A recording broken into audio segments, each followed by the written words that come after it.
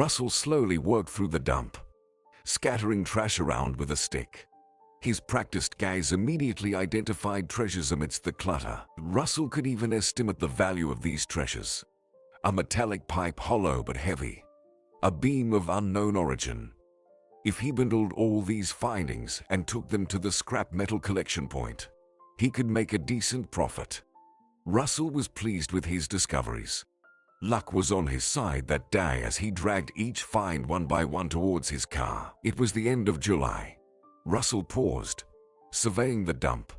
Perhaps he could search for more, hide his findings in a secluded spot, and come back for them later. Some inexplicable instinct pulled him back. Russell would later call it fate. He took the stick again, used for rummaging through garbage, and set out on another search. However, his luck had run out. All he found were rags, rotting waste, and something of indeterminate nature. Finally, as dusk settled in, Russell reached into a bag of potato peels, and his patience snapped. It was time to go home. He wouldn't find anything else tonight. Russell turned to head towards his car when he heard a faint moan or squeak from somewhere.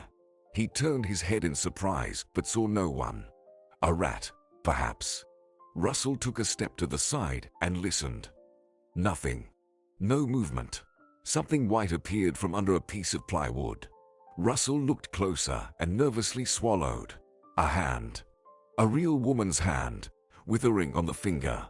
Russell stood there, unsure of what to do.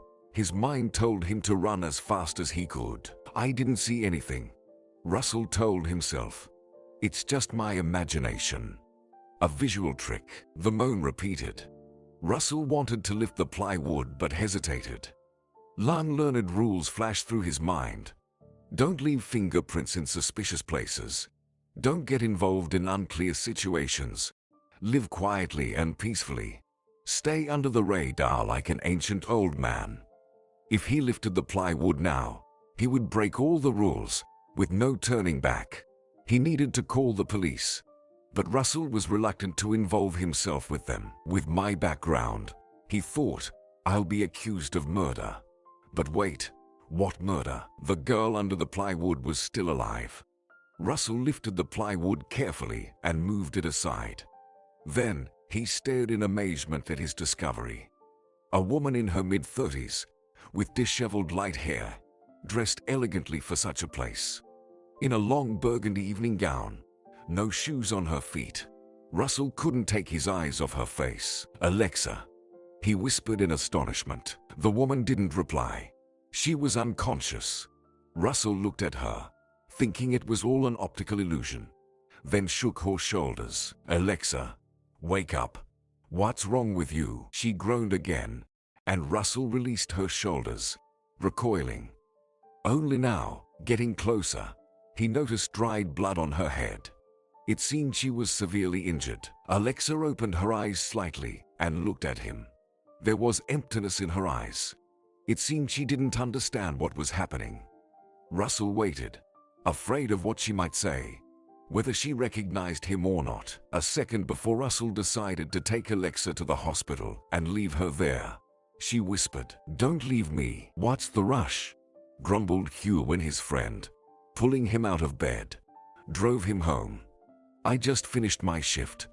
Couldn't your business wait until morning?" "It couldn't," replied Russell. "Life and death matter, almost." The serious tone in Russell's voice convinced Hugh that something was seriously wrong.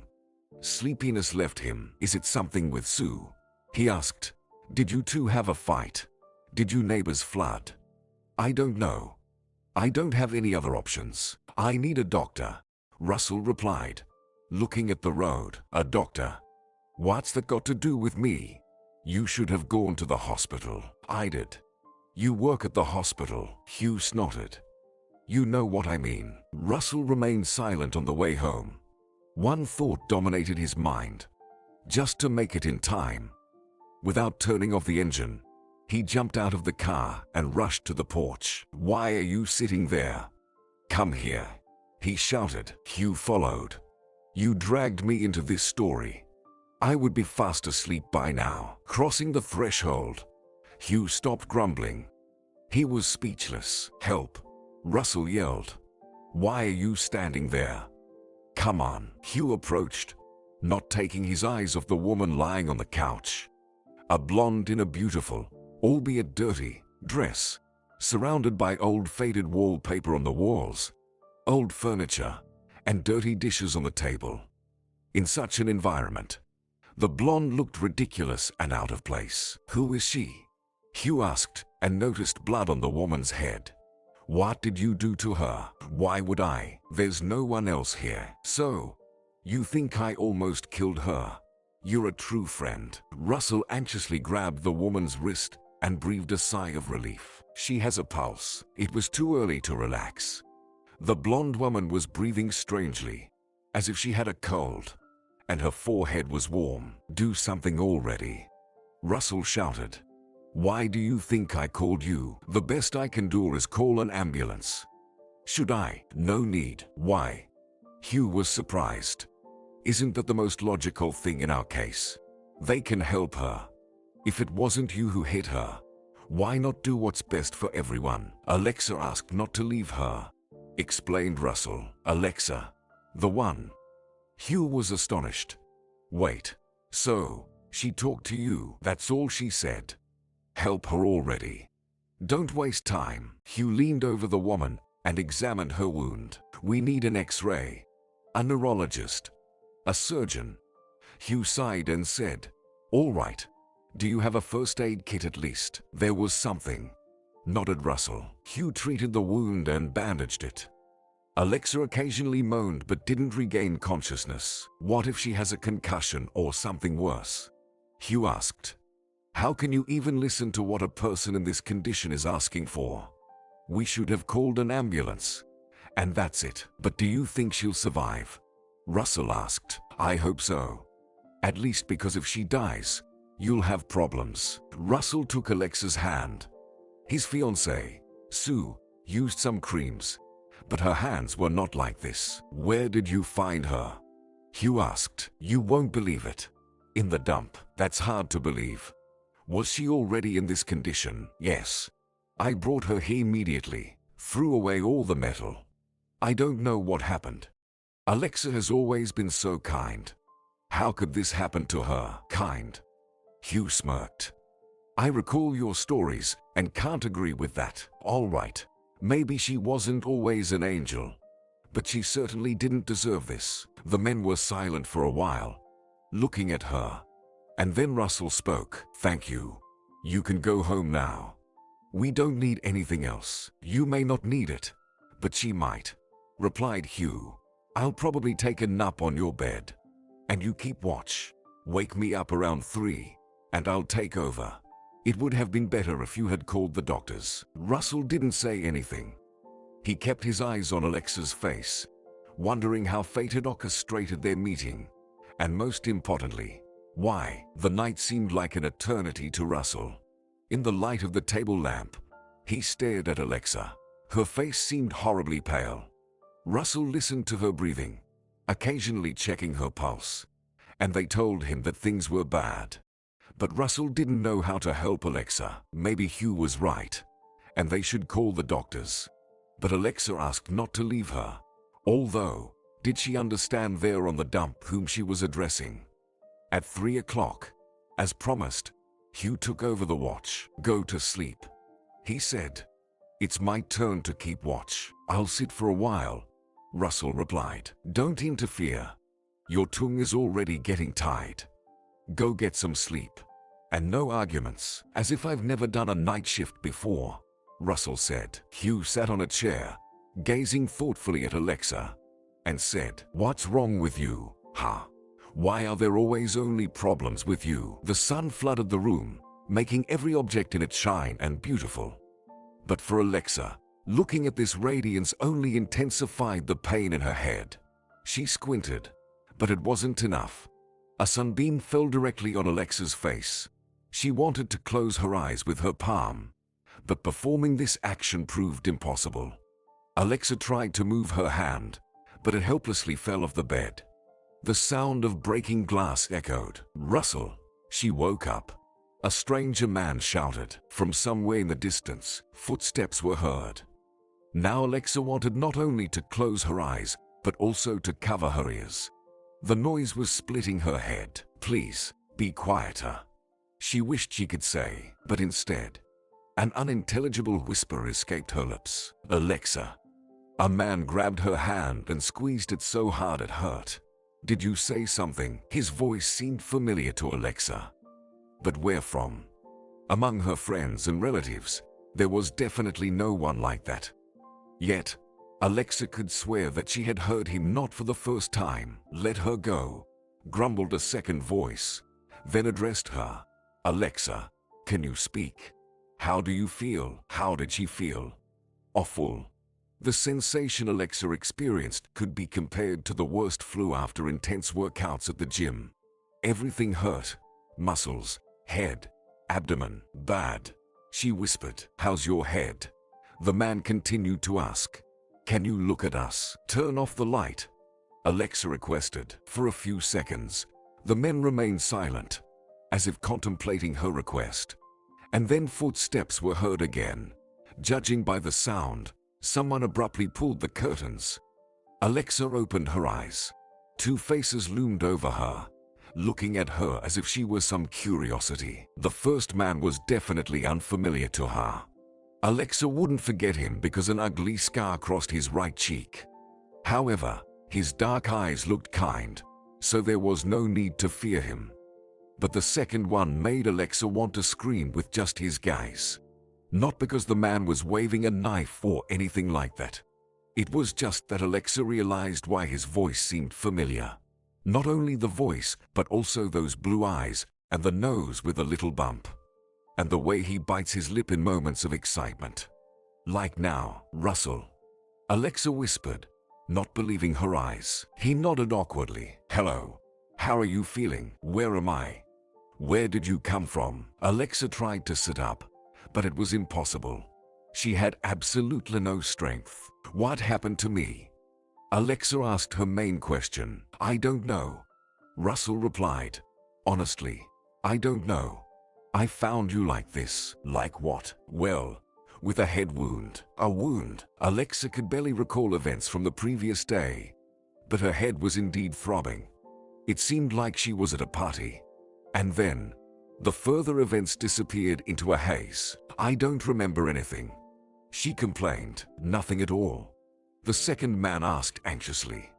Not your address or last name. I remember that, Alexa said. The men breathed a sigh of relief, as if they had expected the worst. Where am I? Alexa asked again. At my place, Russell replied. At home.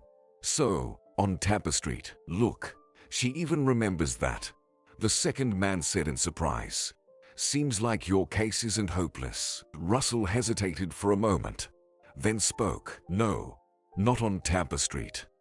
I haven't lived there for a long time. A whole bunch of questions suddenly popped into Alexa's mind. How long? Why? What had happened to him in the last 10 years? Alexa doubted she had the strength for more than one or two questions. And if that's the case, it might be worth spending them on something more important. Where am I?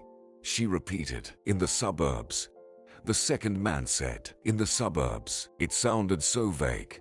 In the suburbs of which city?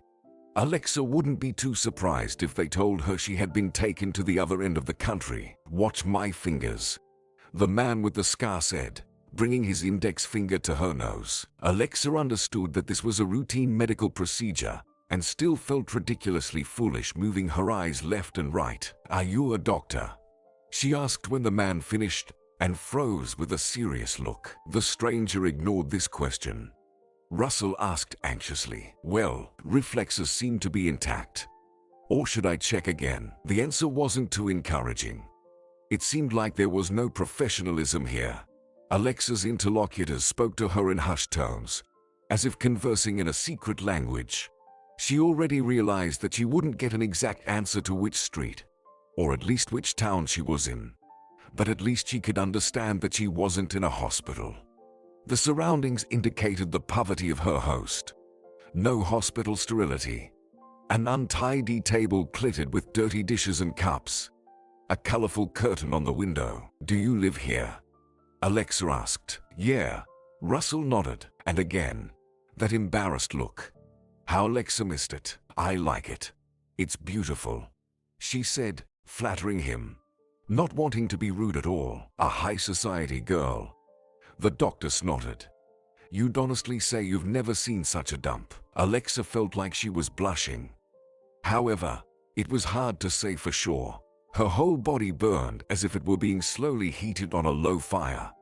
The stranger with the scar touched her forehead and said, "She has a high temperature." Hugh looked intently at his patient. "Do you want to go to a real hospital?" Honestly, Alexa didn't know what to say. She didn't fully grasp what had happened to her and where she ended up.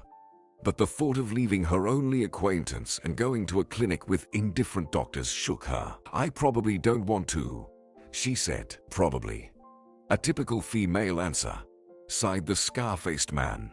"Well, then, who should we inform about where you are? Do you remember the phone number of any of your relatives?" This question turned out to be much easier. Alexa mentally went through the short list of her relatives, consisting of one person, and said, "No need to inform anyone. If possible, I'd like to stay here." After these words, Alexa felt a slight dizziness. "So, you want to hop on Russell's shoulders?" The doctor clarified. "Although, no, a small correction. On both of us." Alexa remained silent. If she could sink through the ground, she would certainly do it, just to avoid seeing that accusing look and not to witness Russell's reaction. I wonder how he'll react to such an answer. Will he say that he's not her nanny after all these years and everything that happened between them? "I can handle it myself," Russell said. "We don't need you anymore. You'll handle it." The doctor suddenly flared up. "Look at this optimist. Do you think if she opened her eyes, everything is fine? Maybe she'll never open them again. Nothing is clear here." Russell nudged his friend in the shoulder. "Think before you speak." Alexa lay there, stunned by what she heard. "She'll close her eyes and may never open them again. Does that mean I could die?" she asked quietly. The men stared at her. Russell angrily said, "Pay no attention to him. He's just joking. His humor is peculiar. Why should we lie?" Hugh retorted, addressing Alexa. "I won't hide it from you. The situation is very serious. You may not die, but it's better to be under the observation of doctors to prevent complications." "But aren't you a doctor?" The man chose not to respond, and Alexa understood why. Why bother with her outside of working hours?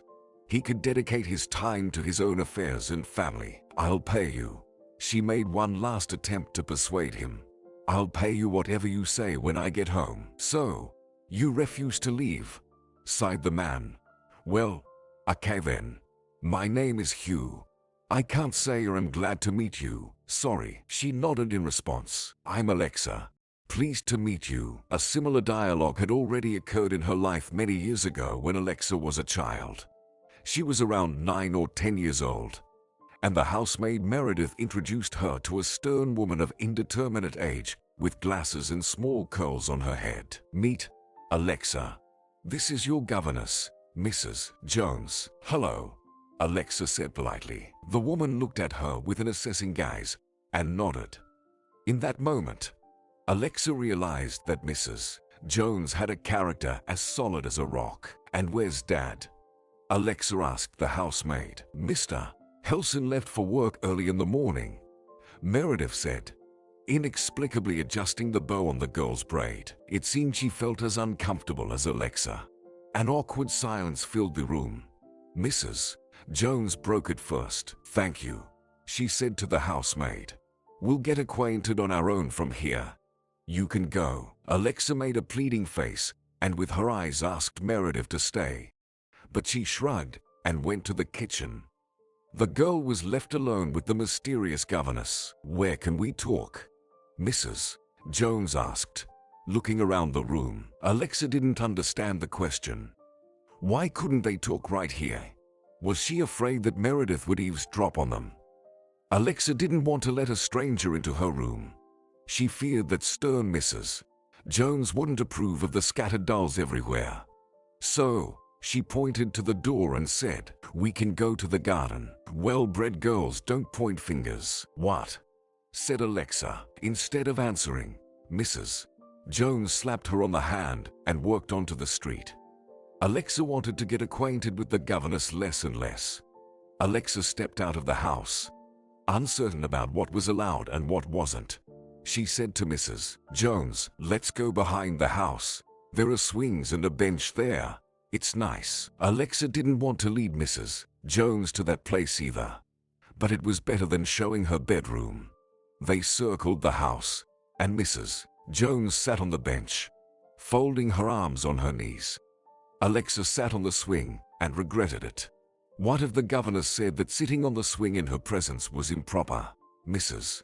Jones looked at her for a while and then asked, "What do you do in your free time?" Alexa stared at her in amazement.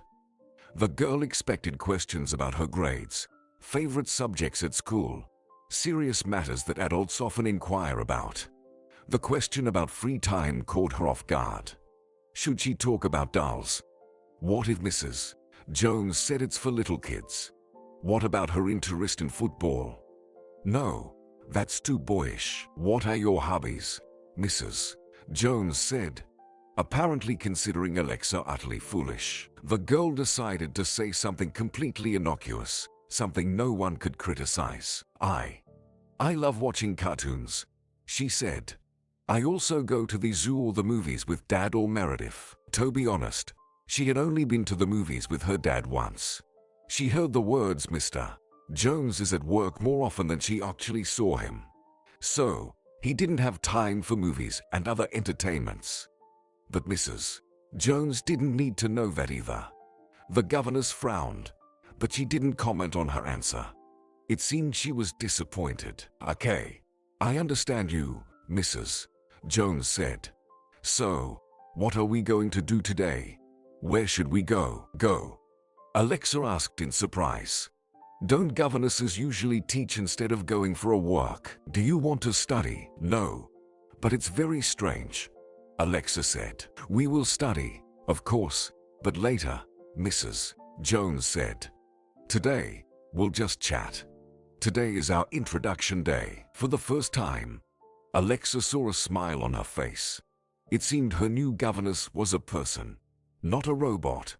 As the girl initially thought, that work didn't go very well. Later, Alexa realized that she wasn't very good at getting to know people. The same thing was happening now. She knew she didn't like Hugh, but couldn't figure out why. "Do you have an appetite?" he asked after examining Alexa's wound and rebandaging her head. "No." "Well, that's good. I'm still not sure if it's safe for you to eat now." Alexa glanced at Russell. This doctor surprised her more and more.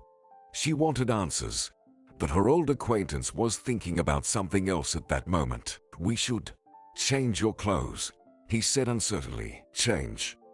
Alexa asked. Until Russell mentioned it, she hadn't realized what she was wearing. Of course, normal patients don't lie in evening dresses. Alexa also remembered that the dress wasn't ankle length, and these two geniuses didn't even offer her a blanket.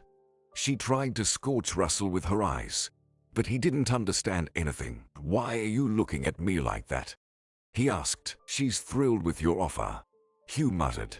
"Thinks you're going to change her." Hugh stood up, looked at his friend, then at Alexa, and sighed. "You've given me a weekend.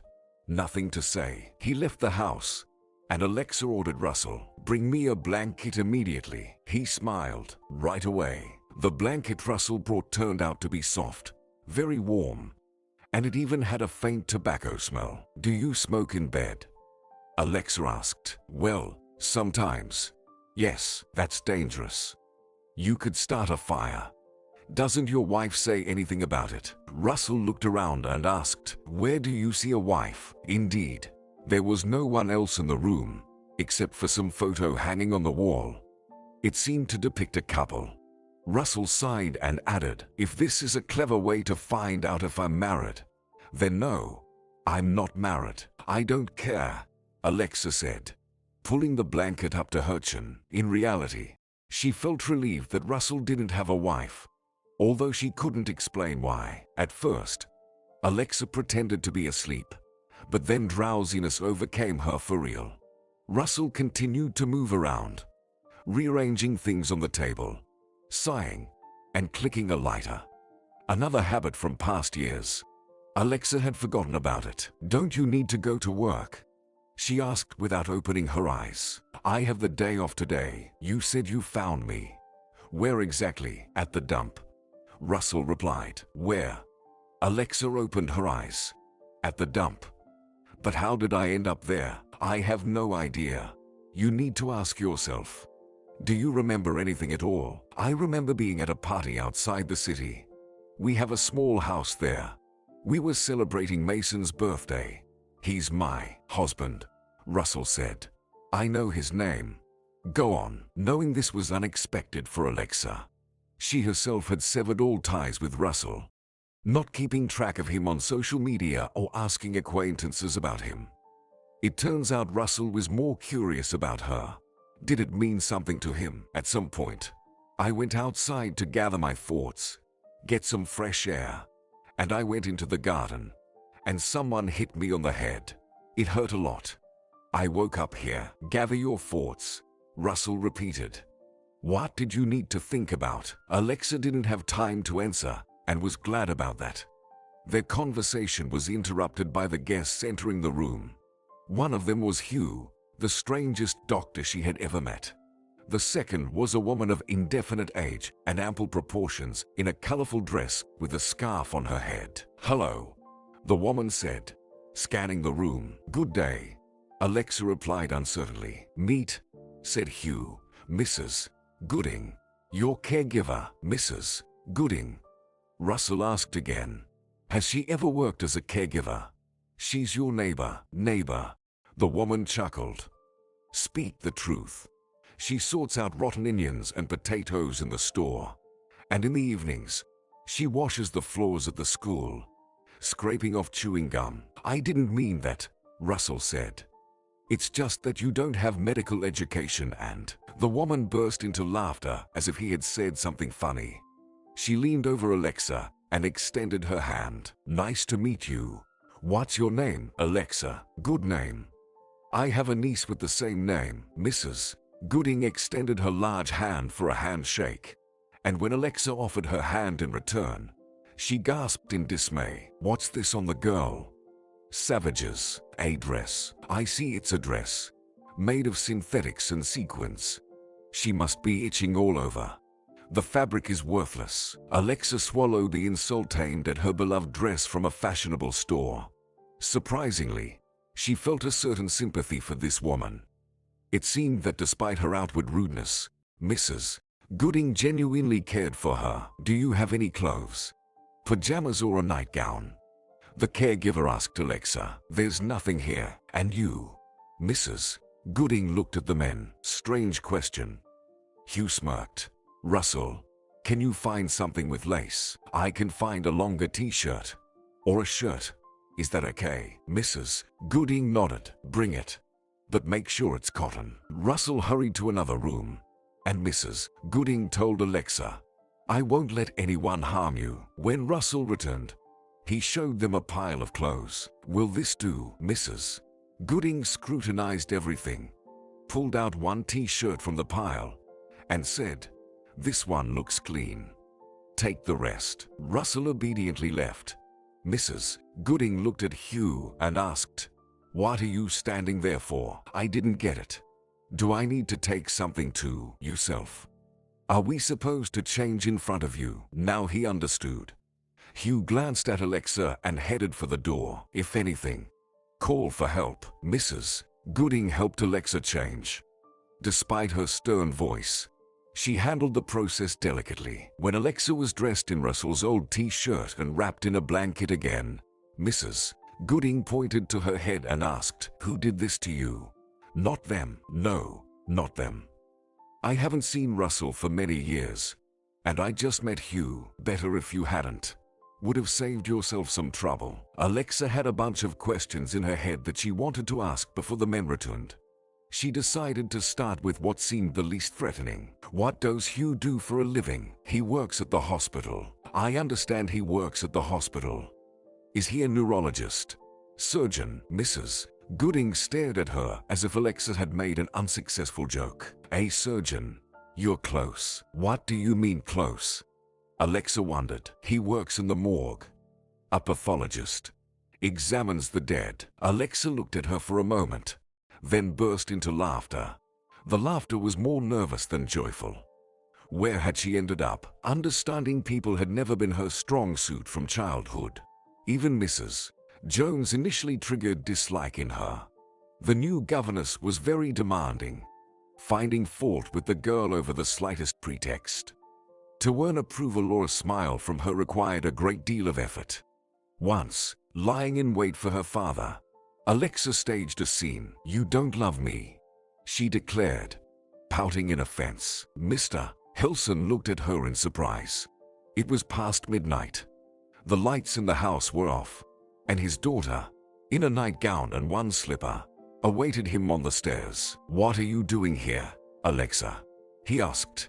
Why aren't you asleep? Waiting for you. Why? To tell you that you don't love me, Alexa said, and tears of hurt welled up in her eyes.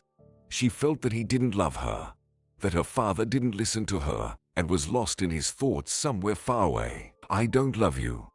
Where did you get that idea? Whom else would I love if not you? You're always at your work, never with me. You haven't even introduced me to Mrs. Jones. She probably thinks you don't love me, so she's always grumbling. Rah, you mean the nanny, said Mr. Hilson. Governess, Alexa corrected. Anyway, she's mean and nasty, and I have to stay with her after school until evening while you keep working. Mean. Well, do you want us to hire someone else? Mr. Hilson said. Perhaps he was indeed too tired if he couldn't understand what the problem was. However, Alexa didn't want to figure it out. Angry and stomping her foot, she ran to her room. Mr. Hilson went after her. Alexa, don't cry, please. How about going to the circus this Sunday? What do you think? Alexa buried her face in the pillow and didn't reply. She was too upset with her father. He gently patted her head, attempting to reconcile. Or maybe the theater. Where would you like to go? Just take her work with you, the girl requested. Like before, holding hands. Anywhere is fine. Mr. Hilson was ready to agree to anything just to make her stop crying. He promised they would go wherever she wanted. He continued to stroke her head and mumbled something comforting. Gradually, Alexa calmed down and fell asleep, and her father went to his room to dial an unfamiliar number on the phone. He still had someone else to talk to and comfort. Women, Mr. Hilson thought. Big or small, all the same. Throughout the following week, Alexa was in a cheerful mood. A smile never left her face, and even the stern Mrs. Jones couldn't spoil her mood. Remove your elbows from the table, the governess nagged. Alexa nodded and did as told. Although she barely understood what was being talked about, her thoughts were already in the park. Finally, Sunday arrived. Alexa loved lounging in bed until noon on weekends. But on this day, she got up at 9. It felt like something magical would happen that day. She would go to the park with her father, and everything would be as it used to be. They would joke, laugh, and have cocoa. And Dad would probably get coffee. Alexa anxiously looked out the window. It was raining outside. The day was entirely unsuitable for walks. What if Dad changed his mind? Dad never lies. Alexa whispered to the doll watching her from the bed. Unable to stay in her room any longer, she rushed out the door. Dad, are you up already? Alexa peeked into his room. He was already up and seemed to have been for a while, judging by the fact that the housekeeper had managed to make the bed. Maybe he's in the kitchen. Alexa ran there and realized she was too late. Meredith was already washing dishes and wiping the table. Dad did deceive her. He left, although he promised that everything would be different. Alexa, hi, you're up early today. Usually, on Sundays, you can't be woken up. Meredith smiled. Dad left. Alexa asked. Yes, about 15 minutes ago. Said something urgent happened at work. An emergency. Emergency. Alexa repeated. She felt like she was starting to hate those words, which she heard every day. The words or her own father. The girl couldn't say for sure. Meredith finally sensed that something was wrong and looked at the girl with concern. What's wrong? Did you want to tell something to your dad? I don't want to anymore, Alexa replied. He didn't want to tell anything anyway. But, Mr. Hilson does this every morning to avoid waking you up, Meredith said with confusion. How foolish and mean all these adults were. Alexa wanted to shout at all of them together. What's the use? They wouldn't understand anything anyway. Dad promised that he wouldn't work today. We were supposed to go for a walk in the park, Alexa said. For a walk? Meredith asked. Fine, Alexa said. I'll go to my room. There's nothing else to do. Can't even go to the garden. Want me to make you cocoa? Alexa shook her head. The girl returned to her room, closed the door, and sat on the windowsill. The rain outside continued to pour with such force as if someone up there in the sky had decided to create a universal flood. Alexa wished it would actually happen. She would be here, Dad would be at work, and neither of them had boats. If he couldn't come back, they would never see each other again and discuss this unsuccessful day off. It would be better that way. She wouldn't have to look at her father's guilty face and feel that it was all a lie. He probably didn't want to go anywhere from the very beginning. She didn't want to do anything. And Alexa sat there, looking out the window. After a while, she saw a car pulling into the yard. It seemed to be Mrs. Jones. What could she possibly need here? She should have a day off. Did she come to ruin everything completely? Alexa jumped off the windowsill and paced around the room, not knowing where to hide. She needed to run. Hide in her father's room or anywhere else, just not to encounter the governess. Rushing out of the room, she almost bumped into Mrs. Jones. There was an awkward silence in the corridor for a few moments. Then the governess asked, "Where are you in such a hurry?" Alexa, "Hello, Mrs. Jones," the girl replied. "Sorry, I was running to Meredith.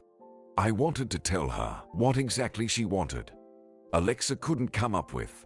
So she decided to change the subject. "Why did you come? Forgot something here, right? Your dad called me, said he needs to go to work, and asked me to sit with you." "I don't need anyone to sit with me," Alexa objected. "I'm already big. And besides, I want to be alone." Mrs. Jones looked at her attentively and shook her head. "No one wants to be alone. And you don't either." "How you know?" Alexa retorted. "I certainly don't want to be with you. Today is a day off." Alexa had never been rude to adults, but this time she couldn't hold back. Her patience snapped, and she couldn't remain calm. To her surprise, the governess didn't react to this outburst. She didn't even flinch, just asked, "Maybe you want to go to your friends. I can take you wherever you say." "No need to take me anywhere. Don't you have friends?" "I do. I just don't want to see anyone." "I told you." Mrs. Jones sighed. "Why should I spend my day dealing with a spoiled child? I don't understand." Alexa was so stunned by her words that she didn't respond immediately. She expected anything: scolding, threats from Mrs. Jones to complain to her father. But not this. "No one asked you to deal with me," Alexa muttered. "You can go home and sit with your grandchildren. I won't be upset. If I had my way, I would have gone back. But if I stop dealing with you, there will be no one to return to." "How so?" Alexa asked. "Well, not everyone is happy to stay home alone. But they have no choice. And the grandmothers of these children have to work without days off, deal with spoiled girls to earn money for their grandchildren's treatment." Mrs. Jones turned away from her and headed for the exit. Alexa hesitated for a moment but ran after her. Curiosity triumphed over resentment. "Are your grandchildren sick? And what does it matter? Does anything concern you besides your own petty grievances? My grievances are not petty. My dad lied to me today. He said we would go for a walk for the first time since June. But he, as usual, went to work and didn't even warn me. He sent you instead of him. It seems Alexa managed to surprise the governess. When Mrs. Jones looked at her, there was a new emotion in her gaze. It seemed to be understanding. Sorry, I didn't know about that, Mrs. Jones said. I didn't know about your grandchildren either. You never told me about yourself, and now that I've told you, what's changed? I don't know. Alexa shrugged. But I'll go with you. Where?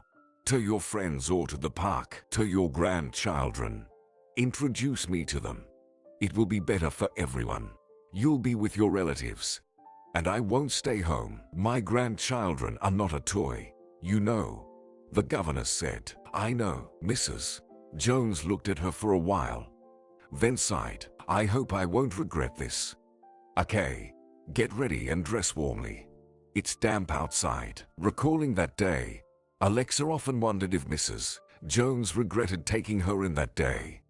Now lying on the couch in Russell's strange house, Alexa remembered how she saw him that day. Not the robust man, but the one worn out by endless trips and surgeries. A teenager, he was as pale as paper. Alexa had never met such pale people. Without thinking, she asked, "Are you an albino?" Perhaps that was the first time Mrs. Jones regretted their acquaintance. Alexa struggled to emerge from her drowsiness and looked at Russell. Judging by the darkness outside, a lot of time had passed since the caregiver left, and he was still sitting at the table. How long had Russell been in this position? Only the desk lamp was on. Russell was scribbling with a pencil on paper and didn't notice that the guest had woken up. Alexa watched him and compared him to the teenager in her memories. That Russell had almost no muscles. His clothes hung, and he himself seemed somewhat transparent. This Russell, on the other hand, had broadened shoulders and become a real man. It's hard to believe that he could have died once. And if Russell had died, now I would be dead too. Alexa thought. Who would have found me in the dump and brought me here? And who would take care of me? Are you tired? Alexa hoarsely asked. Go to sleep. Russell jumped and dropped the pencil.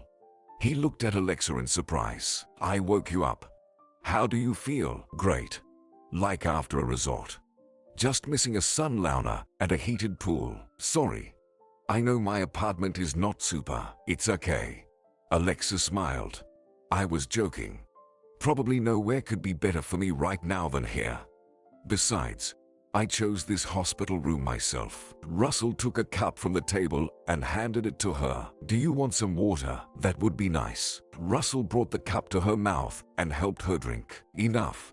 Thank you. Even in the semi-darkness of the room, Alexa noticed shadows under his eyes. You need to sleep. Why are you sitting here? I'm watching. The caregiver will only come in the morning. Nothing will happen to me. And you need rest, Alexa said.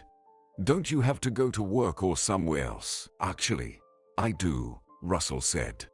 But I wanted to take a day off. I don't trust Mrs. Gooding. She's somehow strict, Alexa suggested. Exactly. I'm afraid to leave you with her. Nothing will happen. I'm strict too. In case you've forgotten. I remember.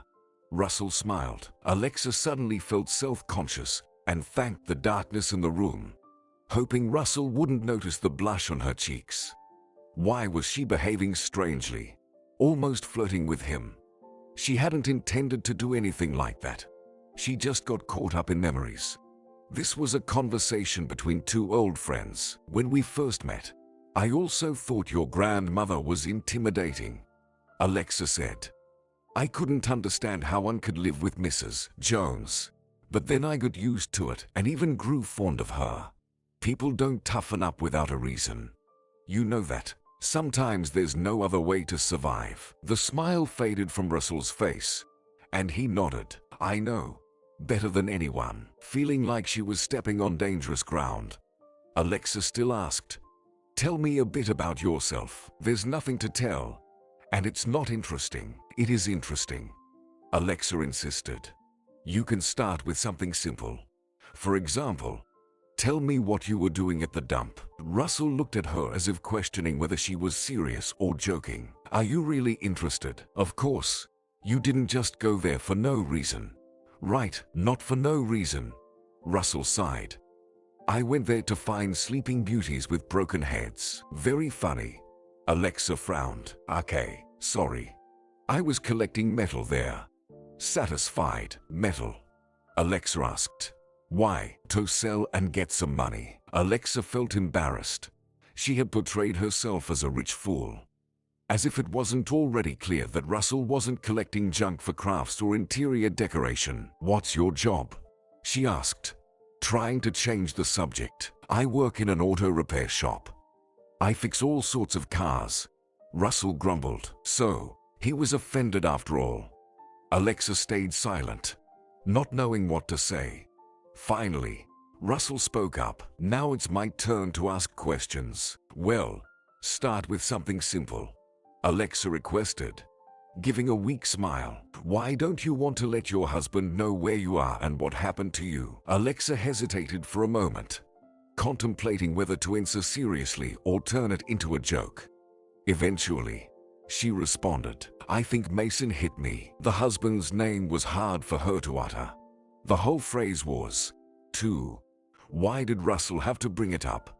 It was so cozy lying on the couch, reminiscing about her distant childhood and avoiding serious matters. Do you mean he tried to kill you? Alexa nodded. Back then, communicating with Russell had also been challenging. At least, when he first saw Alexa in his apartment. He wasn't too thrilled. Grandma, why did you bring her? He asked, looking at the guest. I don't know her. So what's the problem? Get acquainted, Mrs. Jones said. Russell grumpily introduced himself. Russell. Alexa, thinking that his hospitality duty was fulfilled, Russell turned to the television. Some football match was on the screen. Alexa paced nearby, feeling annoyed. Who did this rude guy think he was? Did he believe that being sick gave him the right to behave however he wanted? Mrs. Jones entered the room, placed a plate of pastries on the table, and inquired, how are you two getting along, as if it wasn't obvious. Alexa thought the governess was mocking her. We're getting along just great, she sarcastically replied. You could even say we've become best friends. Yeah, Russell confirmed without turning around. Mrs. Jones stared at the back of his head for a while, then spoke with an icy tone. Russell, look at your conversation partners, not the TV. When you're talking to someone, Alexa triumphed. It turned out that Mrs. Jones scolded not only her, but her own grandson too. There was justice in the world after all. Russell sighed and turned toward them. Now, what am I supposed to talk to her about? You're a man. Figure it out yourself, Mrs. Jones said, heading to the kitchen. The whistling sound of a boiling kettle could be heard. Russell looked irritatedly at Alexa. The girl decided to initiate the conversation herself. What illness do you have? I don't want to talk about it, Russell replied. Fine. Then what are your interests? What can you be interested in when you are stuck at home all the time? I watch various TV shows. I look out the window. When I get tired of all that, I lie on the bed and stare at the ceiling. Is that really interesting to you? Very, mumbled Alexa. Actually, you could be more polite. I haven't done anything wrong to you. You showed up in someone else's apartment uninvited. Isn't that enough? Russell wondered. Not uninvited. Mrs. Jones invited me. Well, I didn't. Russell turned away from her again and stared at the TV screen. Alexa glared at him angrily. Russell was 2 or 3 years older than her, which, in childhood, feels like an eternity. Usually, Alexa felt timid around boys like him. But now she was furious. Do you play football yourself? She asked. I know you don't now. But before, when you were healthy, of course, he replied. As a forward or a goalkeeper? Alexa inquired. Look at you, using these words.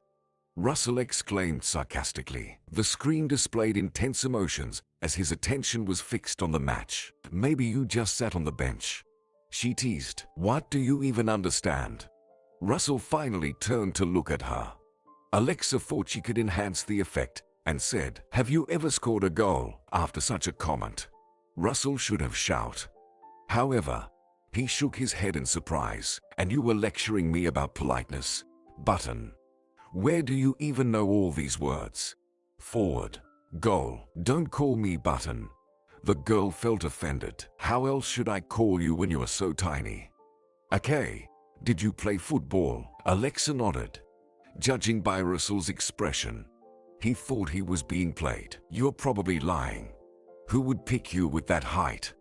Girls don't play at all, but they picked me, Alexa said. Can you imagine? To be honest, no. Alexa preferred not to mention that she played football with first graders. Her classmates and older kids never noticed her. If she was an authority for the younger ones, everyone else, including Russell, considered her a button. And how will you prove it? Russell asked. How can you prove it? Alexa replied. Hit you in the forehead with a sword, if you can. Easier said than done. Russell stood up, approached the bed, and rolled a ball from under it. Give it a try. He crossed his arms on his chest and looked mockingly at the girl. Apparently, he had no doubt that she would miss. Alexa was taken aback. What? Seriously? Aim at you? Why not? Can't handle it? Russell asked. No, but it's just rude. All right, I get it. You're not well-mannered. Grandma didn't raise you properly, did she? Neither with you, it seems. Alexa mumbled. She took the ball in her hands and was surprised at how dusty it was. Apparently, it hadn't been taken out from under the bed for many months. She walked to the other end of the room and placed the ball on the floor. She looked uncertainly at Russell. Are you really going to hit it? Haven't changed your mind? Russell nodded. Alexa mentally apologized to Mrs. Jones and hit the ball. Russell, it seemed, didn't believe until the last moment that she would actually do it. Or he thought that a girl football player was something out of fantasy. He didn't manage to catch the ball. It hit him right on the forehead. Russell looked shocked at the ball. His pale face turned red. In horror, Alexa pressed her palm to her mouth and whispered, I'm sorry. I didn't mean to. Russell looked at her and unexpectedly burst out laughing. So, you didn't mean to hit me, but you did. And if you had really tried, what then? Would you have demolished the whole house with that sword? The girl smiled uncertainly. I could demolish it if you want. It's not difficult for me. Russell shook his head. No need. I still have to live here for a while. He walked to the table, turned off the TV, and turned to Alexa. Now, let's try again. Try what? Alexa didn't understand. Play football. You hit, and I'll catch. We need to check if it was a fluke or not. Alexa shrugged and did as he commanded. Now Russell caught the ball. The second time as well, and after the third, a smile suddenly left Russell's face, and he sank onto the bed. That's enough for now. I need to rest, Russell said. Alexa stood by the door, looking at him guiltily. In the few minutes they played, the girl had managed to forget that Russell was sick.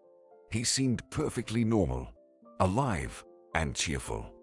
Now, Alexa wondered if she did the right thing by starting to play with him. What if he felt worse after the blow to the forehead? Mrs. Jones entered the room.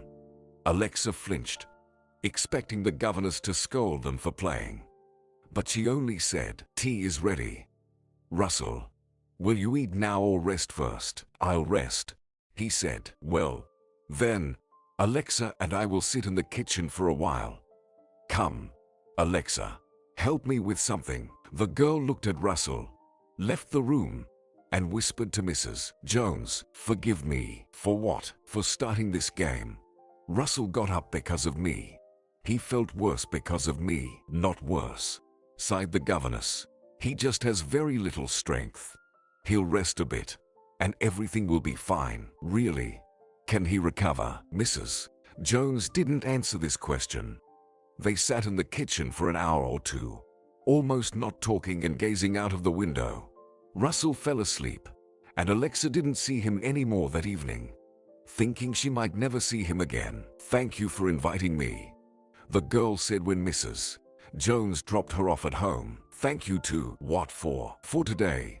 I heard Russell laugh for the first time in a long while, the governess replied. Alexa looked at Mrs. Jones and, for the first time, realized how old she was. Her carefully arranged curls seemed tousled and fake, like the hair of her old doll. There were too many wrinkles on her face. How old was she? 80, 90? Or maybe she looked so old because Russell was sick, because she worried too much about him. Alexa entered the house, continuing to recall the events of this strange day. Meeting the sick Russell, the peculiar football game, the pastries. Alexa remembered everything except that her father had deceived her. It already seemed unimportant, until she met her dad coming out of the kitchen. He was already in casual clothes and looked pleased with himself. Seeing his daughter, he smiled. "Alexa, how was your day? Where did you go with Mrs. Jones?" Alexa frowned at her father. His cheerfulness surprised her. "I was at her house, unexpected." "And how was it?" "Napkins, lace, and all that stuff." "It was normal, Dad. Why do you care where I was and what I did?" "I don't ask you where you've been." Alexa tried to bypass him and go to her room, but he caught her shoulder. "I don't understand. What's with the attitude?" Alexa sighed. "Dad, you promised we would go to the park. I've been waiting for this day all week, and then you left in the morning and didn't even tell me about it. Sent me with the governess, like any other day. So, you're upset?" Her father interrupted. If he looked embarrassed, it was only slightly. "Yes, Dad, I'm upset. Although, perhaps, it's not so bad that I went to Mrs. Jones. She had fun." "Fun?" her father exclaimed. "But you couldn't stand her, and wrongly so. She turned out to be quite normal." Alexa walked into her room and closed the door in front of her surprised father. He thought for a moment and muttered, "If you want, we'll go somewhere next weekend. I promise you." "You already promised," Alexa whispered. A stroll with her father no longer enticed her so much. Her desire had changed. Alexa already knew where to go next weekend. To Mrs. Jones and her grandson. She just had to figure out how to make it happen. But the girl didn't even have to try. The following Sunday, her father went to work again, and Mrs. Jones's old car pulled up to their house. "Where shall we go?" Mrs. Jones asked. "To your place, if that's okay," Alexa said. All week they hadn't said a word about the previous visit of the girl to their home. They behaved as if nothing had happened. And then suddenly Alexa became bold and brought up the topic herself. "Today, there's no rain. The sun is shining. Maybe Russell will want to go for a walk." "He rarely leaves the house," sighed Mrs. Jones.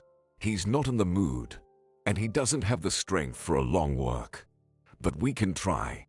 Maybe he'll agree to go somewhere by car." Alexa rushed into the apartment, took off her boots, and without removing her coat, ran into the room.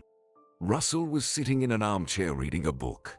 When he saw the guest, he almost dropped the book. "You again, Botan. Couldn't you at least knock when you enter a room?" Alexa went out the door, knocked twice, and returned. "Hi. Is this better? What are you reading?" She approached Russell and looked at the book cover. "So thick. Probably from Grandma's library." "Ha. Is it interesting?" "Not really.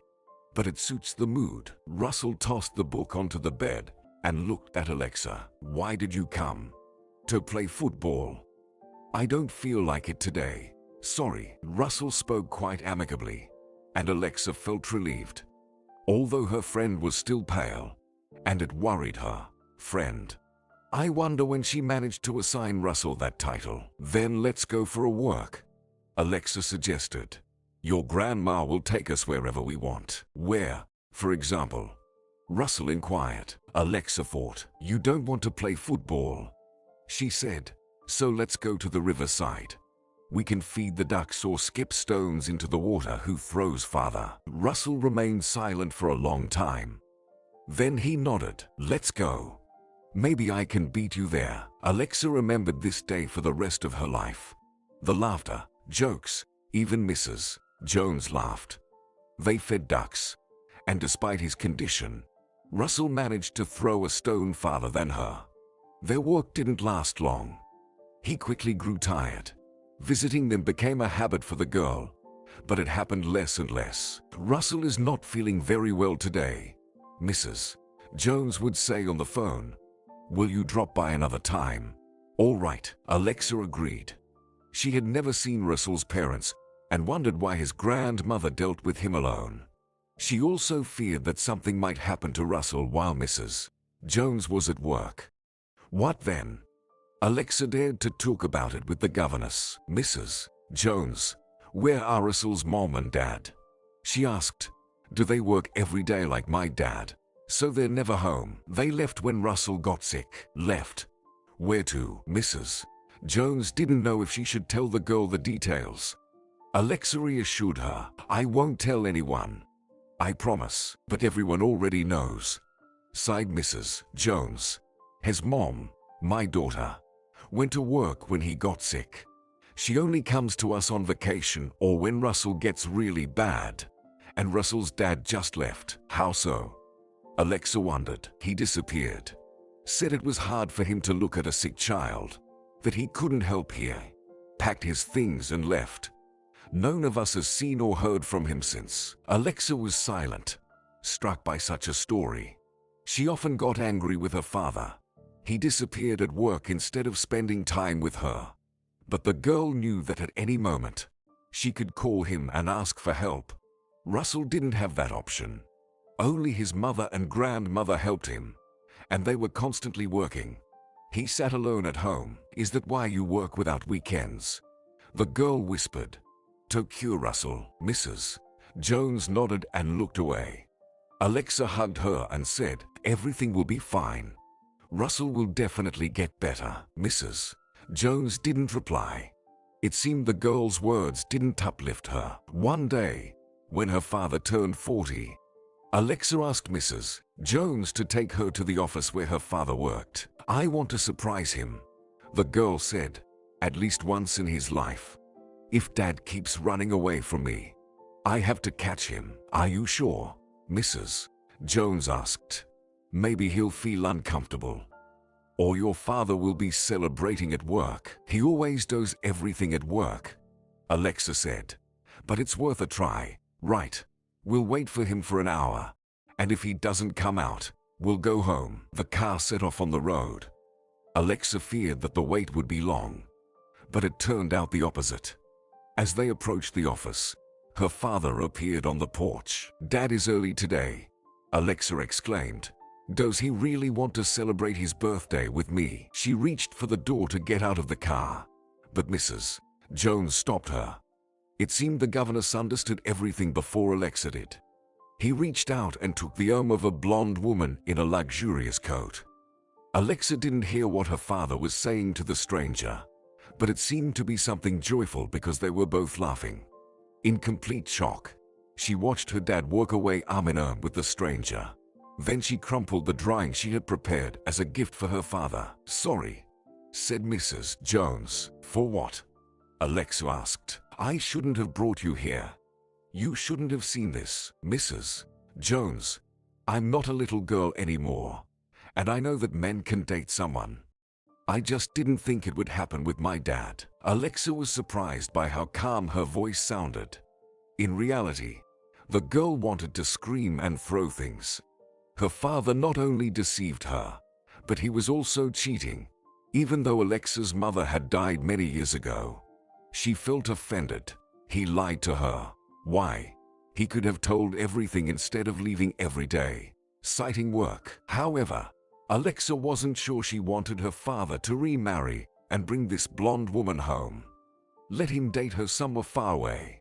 And she, Alexa, would continue to pretend she knew nothing. She was sure she could forget what she saw in front of the office. Let's go home, Alexa sighed.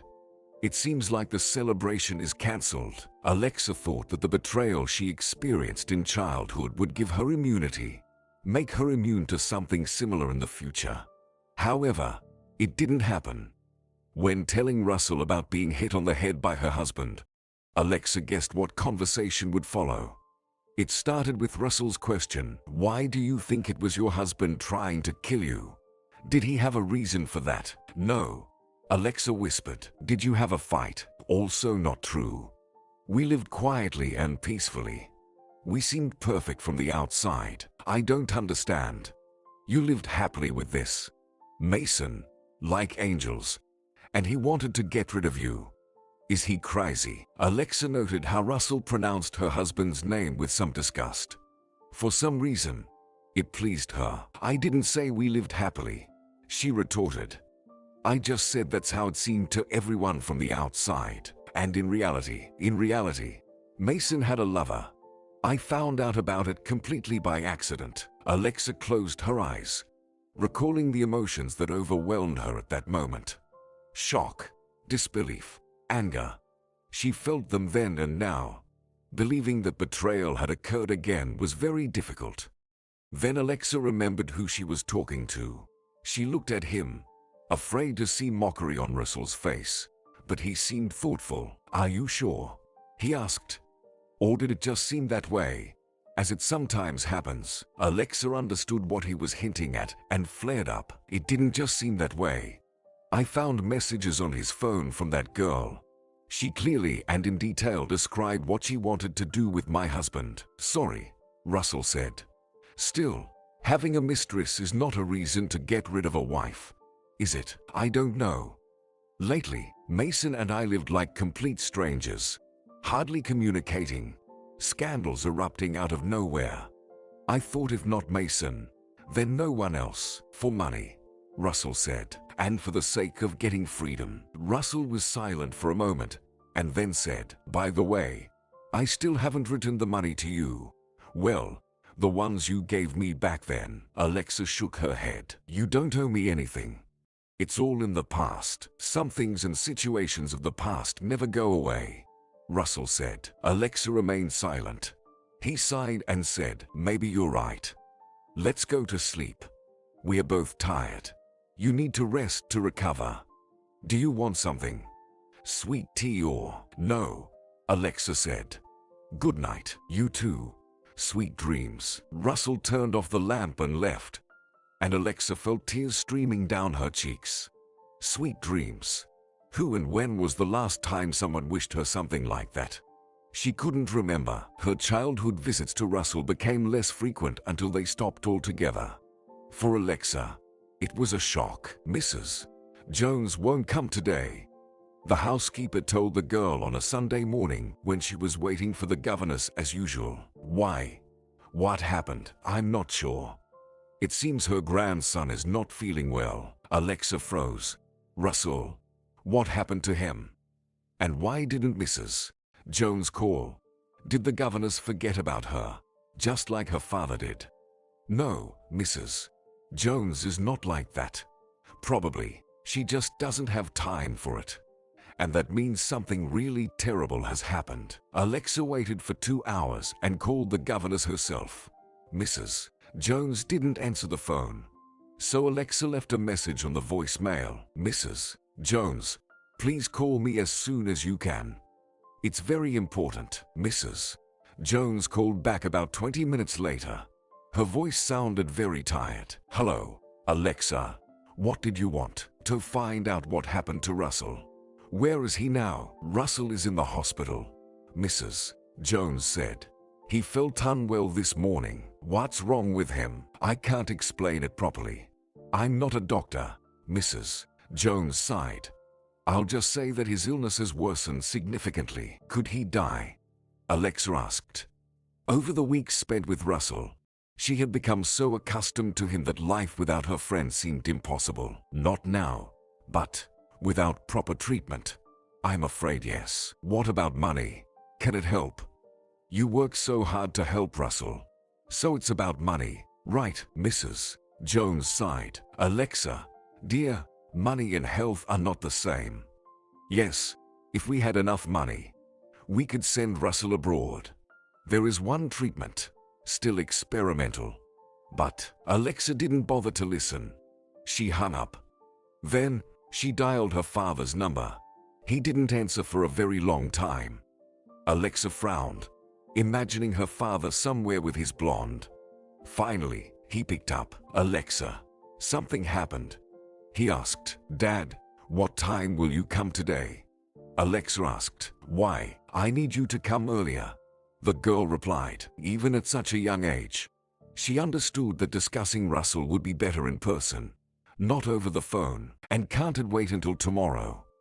I don't know when I'll be back. Alexa thought she heard some noises in the background. It seemed her father wasn't alone. No, the girl said. It's important matter. Her father sighed. All right, I'll be back by 9. I hope what's important for you is not a lost doll or buying a puppy. Alexa hung up and began pacing from corner to corner. Would her father fulfill her request? He must, or everything would be lost. But what if he didn't? Alexa, it's time for dinner.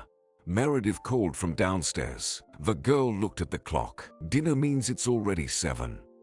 Not much time left to wait, but how long these 2 hours would feel. Alexa had no appetite, yet eating was worth it to avoid unnecessary questions from the housekeeper. She swallowed the chicken almost without chewing, and Meredith looked at the girl with surprise. You're acting strange. What happened? I'm worried about Russell. Russell, Mrs. Jones's grandson. Poor boy. What happened to him? He hasn't done anything in life yet. He still has time, Alexa said. I meant he hasn't done anything wrong, the housekeeper added. Alexa realized that Meredith was lying. In reality, she meant something else, that Russell's time was running out. Alexa stayed in the living room, not to miss her father's arrival. Would her father return on time? Could he have lied again? Alexa no longer trusted her own father. However, she had no other people to rely on. Her father didn't lie. Alexa met him in the hallway, rushing there as soon as she heard the key turn in the lock. What are you doing here? He exclaimed, seeing her. Why aren't you in your room? I'm waiting for you.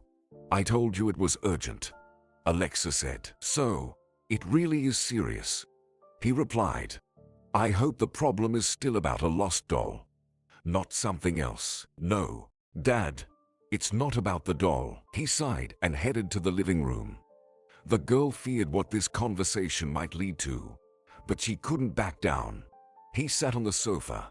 Alexa glanced at the door leading to the kitchen and whispered, Let's go to my room. Why? Someone might hear. Oh my God. Are you afraid the servants will eavesdrop? Alexa nodded. What mysterious thing do you want to tell me? He asked. I'll tell you in my room, Alexa repeated. Her father looked irritated but complied. He waited for Alexa to close the door behind her and asked, So, what's the secret? Why did you urgently call me home? Mrs. Jones didn't come today, Alexa said. I know. She warned me. And so what? People are entitled to weekends. Her grandson is sick. Well, he has been sick for a long time. But today he got worse, Alexa said. I'm aware of that too. I don't understand where you're leading with this. The thing is, Russell can be cured. We just need to gather enough money. And you have it. We have it, Alexa said. He remained silent for a while and then asked, Did Mrs. Jones instruct you to talk about this? Why do you think that? Well, you couldn't have figured this out on your own. Did she tell you to ask me for money? Am I right? No, Alexa said indignantly. I decided this on my own. What did you decide? I decided to help Russell. Mrs. Jones won't be able to raise a lot of money or do it quickly, and Russell could die in the meantime. Alexa didn't want to utter those words, knowing she would cry. And indeed, tears streamed down Alexa's cheeks as her father looked at her in surprise. Alexa, there are thousands of sick children in the world, he said. I can't help them all. You can't, Alexa agreed. But you can help at least, Russell. What's with this sudden concern? Her father exclaimed. Because Russell is my friend. Alexa replied. Nonsense. Her father shook his head. Giving crazy amounts of money to that old woman, throwing them into nowhere. Alexa was offended by her father's disdainful attitude towards Mrs. Jones. However, she didn't argue. The main thing was to achieve the goal. Everything else didn't matter. Not nowhere. Alexa corrected. You'll be saving Russell's life. Alexa, you don't know how hard it is to earn money. Do you think I just sit in my office and play all day? No. Or maybe you do. But with that woman in the fur coat. What woman? He exclaimed. She has such light hair, Alexa said, down to her waist. And an annoying laugh. He couldn't recover from the shock. If you give money to Russell, I won't mind if you talk to her. You can even marry her if you want, Alexa said. He jumped up and started pacing around the room. He mumbled something to himself, and only a few words reached Alexa's ears. Didn't plan to get married. Nonsense. What kind of fantasies? Alexa patiently waited for his response. Finally, he stopped and looked at her. A strange expression, a mix of irritation and amusement, froze on his face. Charity, he said. Fine, I'll do it. Let's start a publicity campaign. Invite journalists. Get it covered in the press. Our company will be known nationwide. If we try hard enough, maybe we can even get some benefits. So, you'll help Russell? Alexa clarified. She wasn't particularly interested in these business discussions. Let her father do as he pleased. The main thing was for him to give the money. I'll help.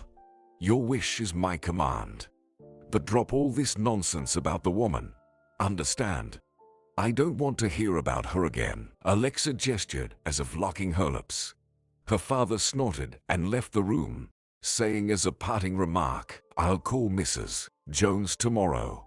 It's too late now. Alexa didn't argue. She had achieved her goal. Russell would be saved. The next day she woke up early, dressed, and hurried to the kitchen. Her father was already there, eating his sandwiches and flipping through some documents. Seeing Alexa, he asked in surprise, Where are you going? School starts at 8, doesn't it? Not to school. To the hospital, Alexa said, opening the refrigerator. And here I am wondering why your socks are different colors, and the school uniform is strange. Her father noticed. Alexa, this won't work. You'll go to the hospital after school. As I said, but you used to say we would go to the park, work on weekends, and something else, Alexa said. None of that happened. He looked at her strangely and remained silent. Alexa waited for her father to burst out, but he grumbled, You're a stubborn one, my daughter. Some ones won't be lucky with such future wife. Can I go to the hospital? She clarified, Go. Her father agreed. But let this be the first and last time.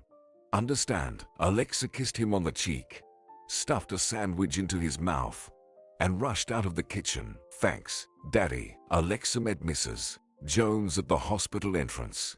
They arrived almost simultaneously. The girl jumped out of the taxi and ran to her governess. Mrs. Jones was surprised by her appearance. Alexa, why aren't you in school? I want to see Russell. Can I visit him? Probably yes. But after the procedures. And did your dad let you go? Of course. Alexa nodded. Although it was tough. You know how strict my dad is. The girl understood that her wide smile looked out of place in this setting.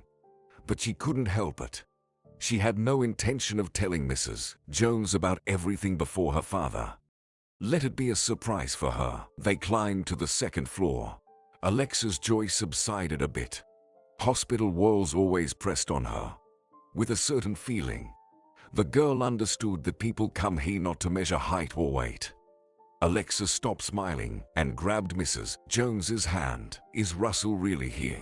Yes, Mrs. Jones nodded. She led Alexa to one of the benches along the wall and asked, Wait here. I'll find a doctor. She disappeared into one of the offices and Alexa waited eagerly. Mrs. Jones emerged in the corridor half an hour later, looking stunned. She looked at the girl as if seeing her for the first time. "I was told that Mr. Helson called, or some representative from his company. I didn't quite understand. He asked about Russell. Will Dad help?" Alexa asked. "Yes." Mrs. Jones nodded, tears glistening in her eyes. "Did you ask him? What does it matter? The main thing is that Russell will finally be healthy. He did recover, although the doctors didn't guarantee 100% success. The months Russell spent abroad were the most challenging in Alexa's life. She missed him a lot, worried, and had to go to school, as she promised. However, on the day Russell was returning to town, the girl broke her promise. She found herself near her friend's house long before the plane landed at the airport. By the time the taxi brought Mrs. Jones and her grandson into the yard, Alexa's excitement had reached its peak. As soon as Russell got out of the car, she threw herself at him, hugged him for a moment, let go, and joyfully exclaimed, "You did come back. It sounds like I shouldn't have," Russell said. There was no irritation in his voice, only happiness. "This is for you, Alexa," he said, handing her a bag. "Souvenirs, thank you."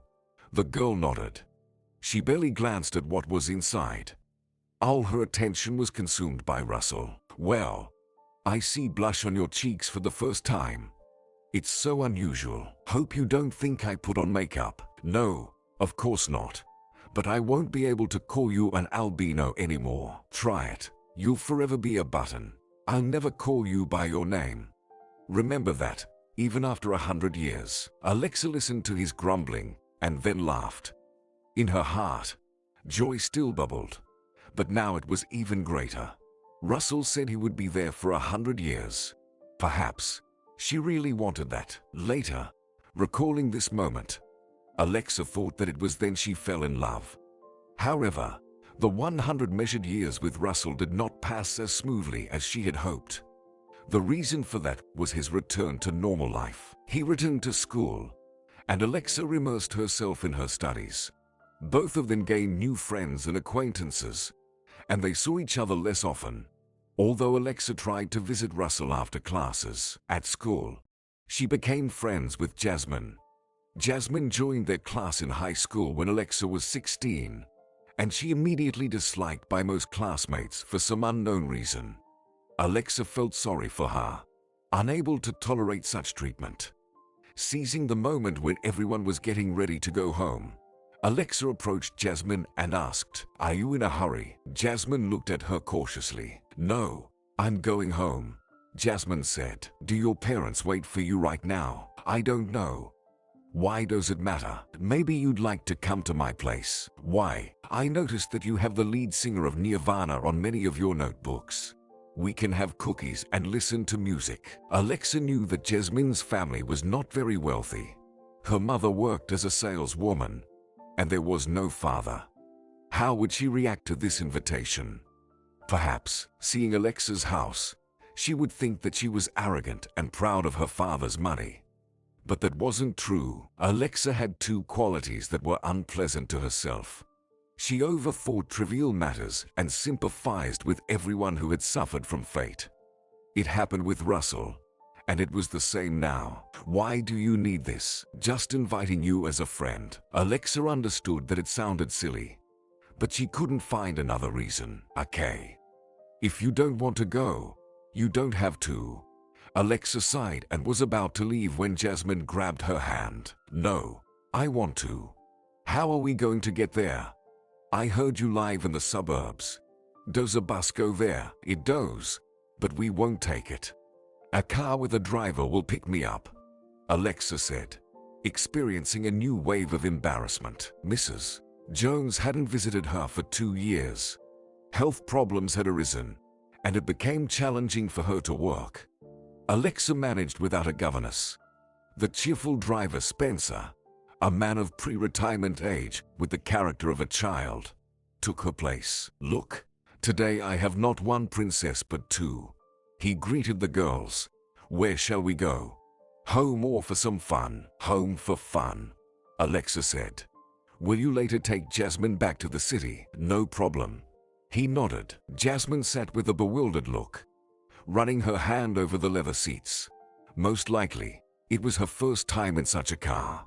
Judging by how modestly the girl dressed, her family probably didn't have a car at all. Alexa's cottage caused even greater confusion for her. How many rooms are there? Jasmine asked when they entered the hall. 5. Not counting Dad's office and the library. Jasmine looked around, examining the expensive furniture, curtains, and some figurines on the fireplace mantel. She hadn't seen anything like it even in a museum. Let's go. Alexa called her. I'll show you my room. Jasmine's face expressed delight and envy as she looked around. Unfortunately, Alexa didn't notice the latter feeling of her new friend. Tell me about yourself, she asked Jasmine when she brought lemonade and homemade cookies into the room. I don't know anything except the school you attended before. What else is there to tell? Jasmine shrugged. My mom and I live in a tiny apartment with old furniture and a leaking ceiling. She works almost every day, taking extra shifts at her store. There's nothing interesting here. What do you do when you come home from school? Alexa asked. I cook dinner, watch various TV series, play music. Do you have any brothers or sisters? Jasmine asked. No, although I wouldn't mind, Alexa replied. Seriously? Jasmine was surprised. You'd like someone else, but everything belongs to you. You're the only mistress here, not the only one. Alexa corrected her. There's also Dad, but that doesn't count. Anyway, I wouldn't want anyone else. I often hear stories about older brothers and sisters bullying. What's the point? But not everyone is like that, Alexa noted. There are normal ones. Normal, Jasmine said. I would like a normal brother, a boxer, or a karateka, to protect me. Then no one would dare to bother me. Do you get bullied a lot? Alexa asked. Don't you see it yourself? Our guys don't behave very well, Alexa admitted. But they don't hit you, do they? Jasmine shook her head. No. Okay, let's talk about something more fun. For example, will you show me something from your clothes? Not the school uniform, but what you usually wear. There are probably expensive brands there. Right, I'm not really into clothes. Well, let's see. Alexa agreed. Jasmine opened the wardrobe. There were no exclamations of admiration, but Jasmine looked at everything with such reverence that Alexa couldn't resist and gave her one of her sweaters. We seem to have the same size. It will fit you, she said. Jasmine rushed to hug her. Is this really for me? Thank you. You know, I've always dreamed of finding a best friend, like in the movies. Let's become best friends for each other. But could Alexa refuse when she was looked at with such enthusiastic eyes? From that day on, they became almost inseparable. Jasmine moved to the desk next to Alexa, followed her everywhere. She even started to look better. Following Alexa's advice, she visited her acquaintance, a hairstylist, and got a trendy haircut. Gradually, Jasmine stopped being bullied. The girls did become friends, going out together, chatting about nonsense, and trusting each other with secrets. However, Alexa couldn't tell Jasmine about Russell, or more precisely, reveal the truth about what he meant to her. Something told her that it wasn't the right thing to do. Jasmine was puzzled and offended when Alexa met Russell, instead of watching movies or wandering around shopping malls together. What's so special about this guy? She would ask. You said you're not dating. We're not dating, Alexa would agree. We're just friends. There's no such thing as friendship between guys and girls, Jasmine confidently declared. You like him, okay. Okay, maybe I do like him a bit, Alexa admitted. But it doesn't mean anything. Russell doesn't even know about it, so tell him about your feelings. What are you waiting for? It's awkward. Right now, at least, we're friends.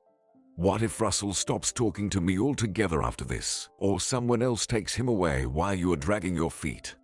Choose, Jasmine replied. This statement left an unpleasant feeling in Alexa's heart, and then it would resurface in her memory more than once. Alexa never gathered the courage to confess her feelings to Russell. Everything resolved itself somehow. One day, Russell, who was already in college by then, invited Alexa to a college party. Many will come there with their girlfriends, he explained. So I thought maybe you'd like to come with their girlfriends, Alexa repeated, blushing. You mean that if you want, we can go as friends, Russell replied. That's also possible. Alexa realized that this was her chance. Perhaps the only one. No, I want to go as a girlfriend, she said. Alexa never regretted what she said during the few years they were dating.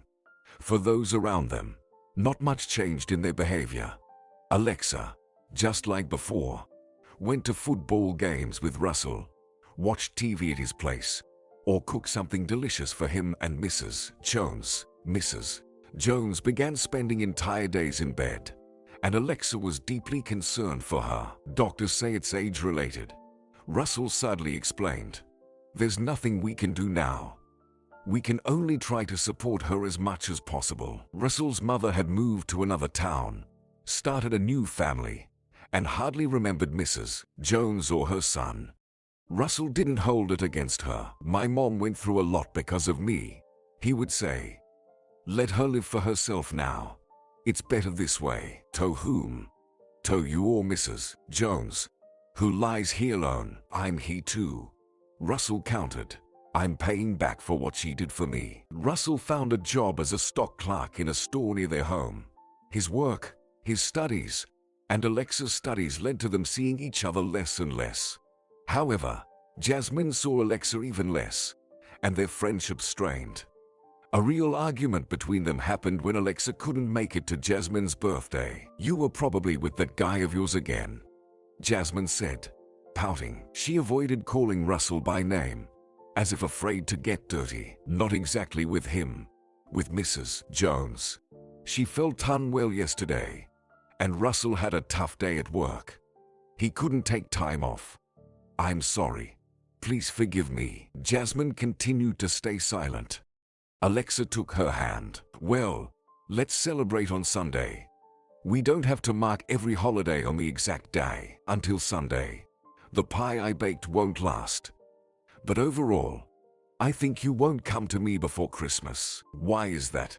Alexa wondered. Because you constantly promise something, and then everything falls apart. Either Russell is busy, and you need to stay with his grandmother, or vice versa. He's free, and you rush off to him. Don't you think it's all a game? In what sense? Alexa asked. In the sense that he's using you, dating you for the money. This thought had never crossed Alexa's mind, probably because it seemed too absurd. Russell has never asked me for anything, she said. He didn't ask, Jasmine agreed.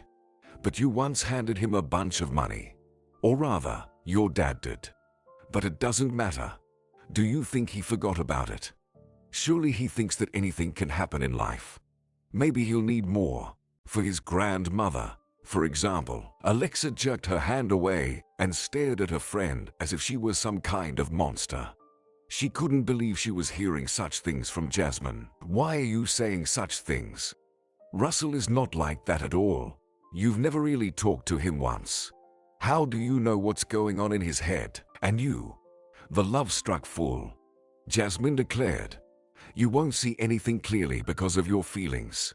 Maybe he's already dating someone else while seeing you. Alexa didn't bother to listen to this nonsense. She rushed out of the apartment. Russell is not like that, she repeated to herself. Jasmine is just making things up. On the other hand, why would she do that? What if I really don't notice anything because of my love? What if Jasmine is right? On that day, Russell was supposed to work at the store. Alexa felt uneasy and decided to go see him. She thought that just seeing him, hugging him, would make everything right. However, Alexa's wish was not meant to come true. Russell wasn't at the store. He couldn't make it today. Said some things came up. One of the salespeople said. What things could have come up for Russell, who assured her that he would be working all day? Alexa went to his home, but he wasn't there. To occupy herself, She read a book from Mrs. Jones for a while, and then started preparing dinner. Russell arrived at the usual time. Alexa greeted him in the hallway, putting on a smile. "Hey," Russell said absent-mindedly. "Are you here?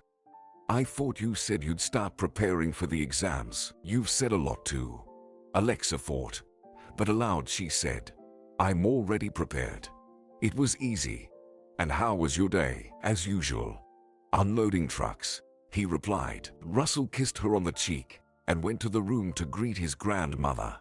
Alexa stood there in shock. Russell had always seemed like an honest person. Perfect, the best of all. What else was Russell hiding from her? And how far could he go in his deceit? That night, Alexa could hardly close her eyes. She fell asleep only towards morning. She dreamt that Russell was flirting with some other girls. Alexa was almost relieved when she was awakened by a phone call. It was Jasmine, speaking in a strange tone. "Forgive me for yesterday," she said. "I don't know what came over me. Said all sorts of nonsense. I'm a fool, Alexa. How can I make it up to you? Or maybe it's not you who's the fool, but me," Alexa mumbled. "What are you talking about?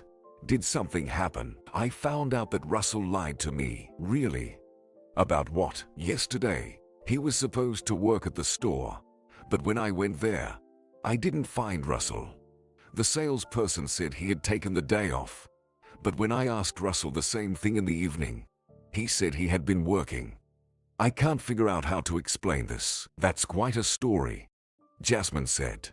"Confront him and ask what's going on. You know he wasn't at work. The evidence is right there.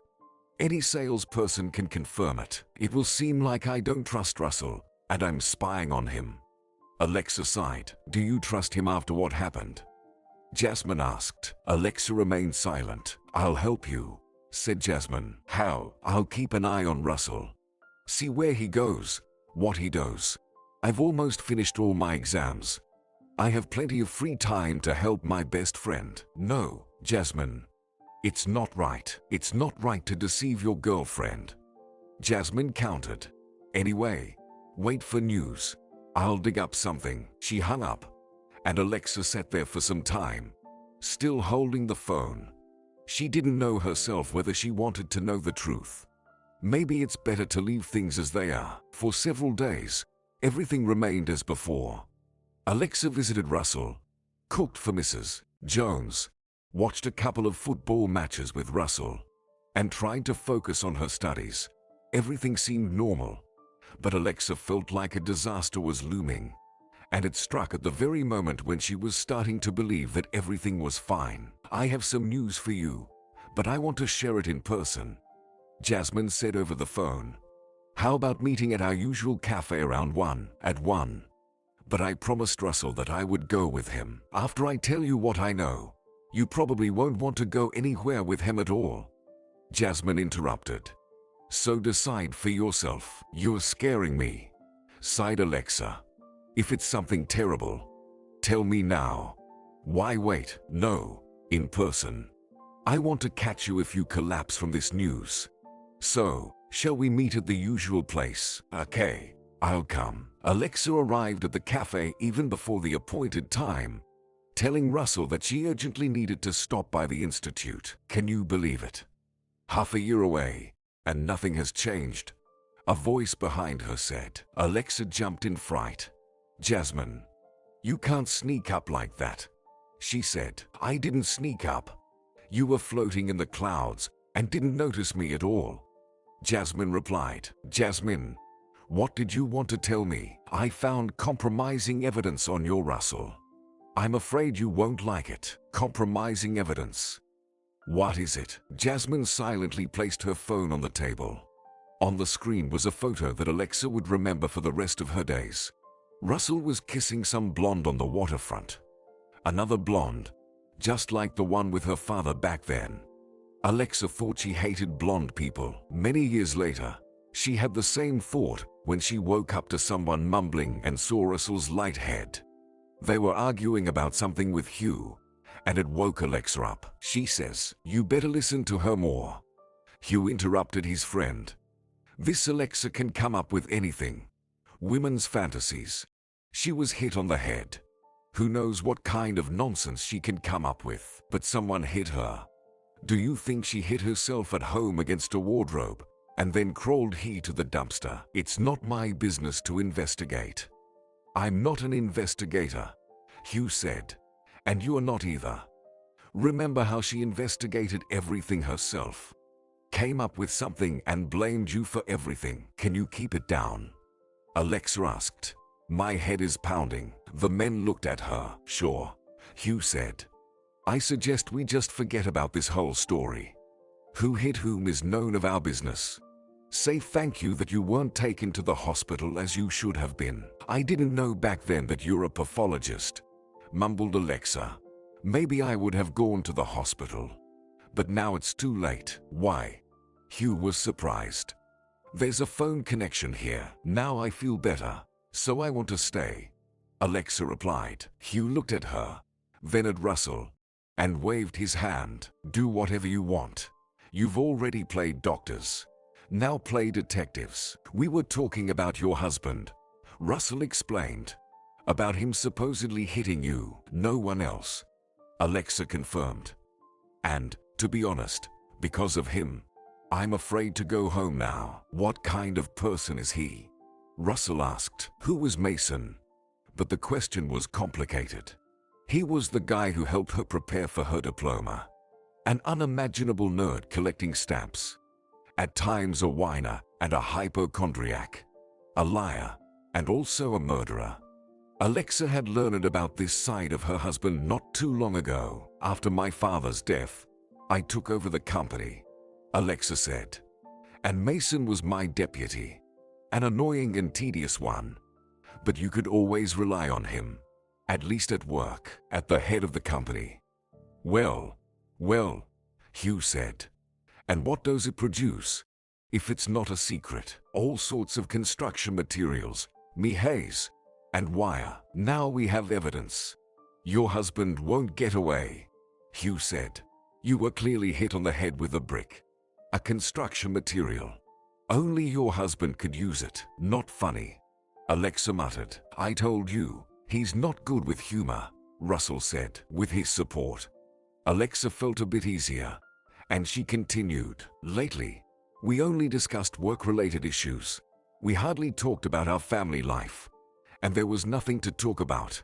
At first, I was upset about it. But then, when I found his correspondence on the phone, I understood what was going on. Mason found someone else, and I wasn't needed. It might sound strange, but I had no intention of fixing our relationship because there was nothing to fix. I even felt relieved when I learned the truth. I wanted to file for divorce, but I didn't have time. What happened. Alexa pointed to her head. And the day of the attack. What do you remember? Russell asked. That day. Alexa pondered. We were planning to celebrate Mason's birthday at the country house. A few years ago. We thought it would be nice to have a house somewhere away from the city. The city has grown a lot now. Even where I live, it's uncomfortable. That's the rich life, Hugh said. They find two-story cottages uncomfortable. Alexa sat up and exclaimed indignantly. I'm not to blame for being born in this house. Should I endure it? Sell the family home and go live in a shack. My father didn't steal his money. He earned it. His parents were teachers. All right. I'll go put the kettle on. You guys keep reminiscing about who, where, and at what time planned this crime. Alexa lay down again and stared at the ceiling. I decided not to spoil the celebration with relationship issues, she said. I thought we'd celebrate, and then I'd tell my husband about the divorce. Guests had been invited for a long time, and were there many guests? Russell asked. About 40 or 50 people. I don't exactly remember. A lot of people. Are you sure no one else could have done it? Russell asked. Who, for example? Alexa smiled. Mr. Cott, the accountant, got angry because I didn't accept his report. Someone among Russell's friends. Did Jasmine envy my new dress? Besides Mason, No one else comes to mind. He was the only one with a motive to kill me. Where was he when you left the house? I didn't keep an eye on him, Alexa said. It seems he went to the kitchen with his friends, but it's not certain. Or maybe he locked himself in the bathroom and was texting with her, with his lover. Well, not with his personal advisor, probably. Alexa grumbled. Russell, forgive me for this. I just can't think about my husband calmly. And what about Russell? Hugh asked, returning with the kettle and cups. Breakfast is coming up. To avoid answering his question, Alexa spoke quickly, and then I got fed up with everything, the music. Polite smiles. I wanted to escape. So I did. Went out to the garden. Worked to its farthest part to be alone. But you didn't manage to be alone. There. A killer was waiting for you, Hugh said. Yes. Alexa nodded. And the next person I saw was you, she said to Russell. I didn't expect our meeting to happen like this. Yeah, Russell sighed. I didn't expect it either. When parting ways with Russell at 19, Alexa had never planned to meet him again. She wanted to erase him from her life once and for all. Right, Jasmine would say when Alexa voiced her thoughts. Why do you need a liar? You should be with an honest, decent person. Where will I find someone like that? Alexa sighed. I feel like I won't be able to trust anyone now. Russell was the best. And even he wasn't, Jasmine said. You see what happened? Alexa saw. Why did she keep the photo of Russell kissing a blonde? She didn't understand herself. It was a kind of masochism. Alexa occasionally took it out of her diary, looked at it, and then hid it again. She did the right thing by breaking up with Russell. So why did it hurt so much? She didn't have the courage to talk to him and explain things properly. Their only phone conversation ended quickly. At least explain to me what's wrong, Russell pleaded. What did I do wrong? Don't you know yourself? No. Otherwise, I wouldn't be asking. You cheated on me, Alexa said. Cheated? When? And with whom? Can you explain that? Alexa couldn't and didn't want to.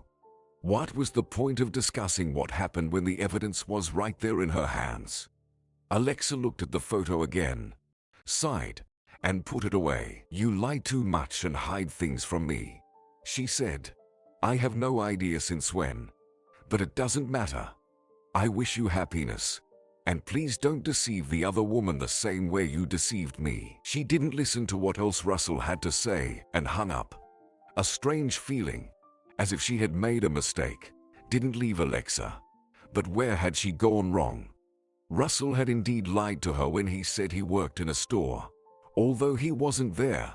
Was it worth finding out the details, digging into this mess, and getting even deeper into it? Russell used to dislike the house where she lived. Too luxurious for me. As Russell used to say, he had been hit twice. Once he sat in the kitchen, looked around, and quickly left. He didn't seem to plan on coming back. The pomp and circumstance really weighed on him, but for the sake of meeting her father, he made an exception and came. Dinner that time was very uncomfortable. Mr. Helson was not thrilled with Alexa's boyfriend, although he tried to keep his emotions to himself. Russell couldn't wait to leave. That was the end of his visits. Alexa herself would go to him and Mrs. Jones. Now, after their official breakup, Russell started coming to her. He would just come and stand in front of the house. Alexa saw him from the window. She saw but tried to hide behind the curtains. She didn't understand what Russell wanted. To talk to her. Then why stand there in silence? Was he waiting for her to come out on her own? He could at least draw something, Jasmine said when Alexa told her about it. Draw what? Anything. A heart, for example. Or write Russell plus Alexa equals love. Or just forgive me. Everyone does that. Russell never does anything like everyone else, Alexa said. It's not his style. Well, then he doesn't love you. Forget about him, Jasmine said. It was summer, but Alexa hardly went anywhere to avoid accidentally running into Russell.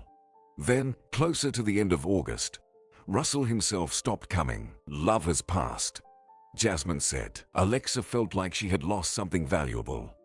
But can a liar and a cheater be considered valuable? School started, and it helped the girl to perk up a bit. Studies distracted her from personal problems, and then Mason transferred to their group. He wasn't handsome, of average height, and his physique was far from that of a superhero. But Alexa immediately noticed him, and how could she not when he arrived late for the very first lecture, burst into the auditorium, and plopped down on the nearest available seat next to her. Is this taken? Alexa shook her head and warned in a whisper, if you keep talking, they'll kick both of us out. The newcomer smiled and nodded, leaning over his notebook. Something pricked inside at the sight of that smile. It seemed like this guy couldn't possibly lie. Mason had studied in another city before but returned. His father got sick, and someone needed to take care of him. Besides, there was no one else to do it. Just don't fall in love with him, Jasmine warned when Alexa told her the story of Mason. Why should I immediately fall in love? Because you love such pitiable and miserable ones. Like others pity stray puppies. Alexa forgot that she herself had once been such a puppy. However, now there was nothing in Jasmine's appearance that reminded of her past. She learned to do makeup, worked part-time in a cafe, bought some clothes, and even switched from glasses to lenses. Most importantly, she became a platinum blonde, attracting the attention of many guys. I'm not going to fall in love with anyone, Alexa sighed. Russell was enough for me, but I don't think you plan to sit like a nun all your life. By the way, any news from your ex? Alexa shook her head. She didn't know whether to rejoice or cry that Russell finally disappeared. Deep down, Alexa felt sadness, but her father seemed satisfied. I always said that this guy was not right for you, he said during dinner. You're smart, intelligent, and he's just strange. The fact that Alexa communicated with Mason more than other students was accidental. Somehow, he always ended up being late and sat on the first desk, the one where Alexa was sitting. I think you're lying about the transfer, a girl once remarked. Why is that? No one transferred you. You were expelled for being late. Mason laughed as if she had told a joke. Alexa added, I'm serious. You can't be so irresponsible. You're right, Mason agreed. But when you give your father shots every morning, there's not enough time for everything. Alexa was embarrassed. Growing up in an affluent family where they had a visiting nurse, housekeeper, and governess as needed, she couldn't comprehend all of this. Sorry, she said. I didn't think. Okay. Don't apologize. No one thinks. Who needs other people's problems? To me, Alexa almost said, but stopped in time. However, it was true. As always, she fell for it, went along with pity, and got involved in Mason's story. Alexa and the guy used to communicate as friends, but one day everything changed. When Mason didn't show up at the university, Alexa thought he was just running late. However, when the second class started, and the chair next to her remained empty, she got worried. She went out into the corridor and started calling him. He didn't answer immediately. Hello. His voice was dull. How are you? She asked anxiously. Are you sick? No. I'm healthy. Why didn't you come to class? Something with your father? Mason remained silent for a long time. Alexa understood everything. Really? Dad passed away last night. Alexa, I'm not in the mood for classes right now. I don't know what to do. I'll come to you right away, Alexa said. Give me the address. Why? No need, Alexa. I'll manage. Alexa herself didn't know what she was going to do and how she could help. She just understood that she couldn't leave her friend in trouble. In the end, her father found an agent who took care of all the funeral arrangements. At first, he quietly swore and said that his daughter found another loser. But after talking to Mason a couple of times, he quieted down. Perhaps Mr. Helson saw something noble in Mason's face. Be that as it may, he didn't object to his daughter's communication with him. They helped Mason with the funeral, and it seemed like his life should go back to normal. However, one day, he complained to Alexa that he was afraid to spend the night alone at home. They say that until a certain time, the soul roams around the apartment, and all that, he told her. Maybe it's nonsense, but yesterday it seemed to me that the dishes in the kitchen were clinking. Seemed, Alexa said, though without confidence. Strangely enough, a 20-year-old guy who was afraid to spend the night alone gained sympathy from Alexa. Mason remained alone not only in that apartment, but in the whole world. If you want, you can live with us for a while, Alexa offered. The guest room is always available. It's awkward somehow. Mason hesitated. And what will your father say? Her father supported her daughter's proposal. He sympathized with Mason. Alexa couldn't confidently say that she loved Mason. Yes, she got used to him. Mason turned out to be a good friend and came to help when needed. But could this feeling be called love? Most likely, no. Will you marry me? Mason asked, putting on his formal suit and bringing a huge bouquet of red roses. I do. Alexa nodded. Something told her that the answer was wrong. However, it was already impossible to take back her response. Mason smiled at her with a joyful smile and nodded. Thank you. You'll see. We'll definitely be happy. Alexa doubted that. After Alexa told her story to her saviors, they hastily left. Russell said he had to go to work, and Hugh didn't even bother to explain. Alexa suspected they just wanted to discuss what they heard among themselves. Their place was quickly taken by a caretaker.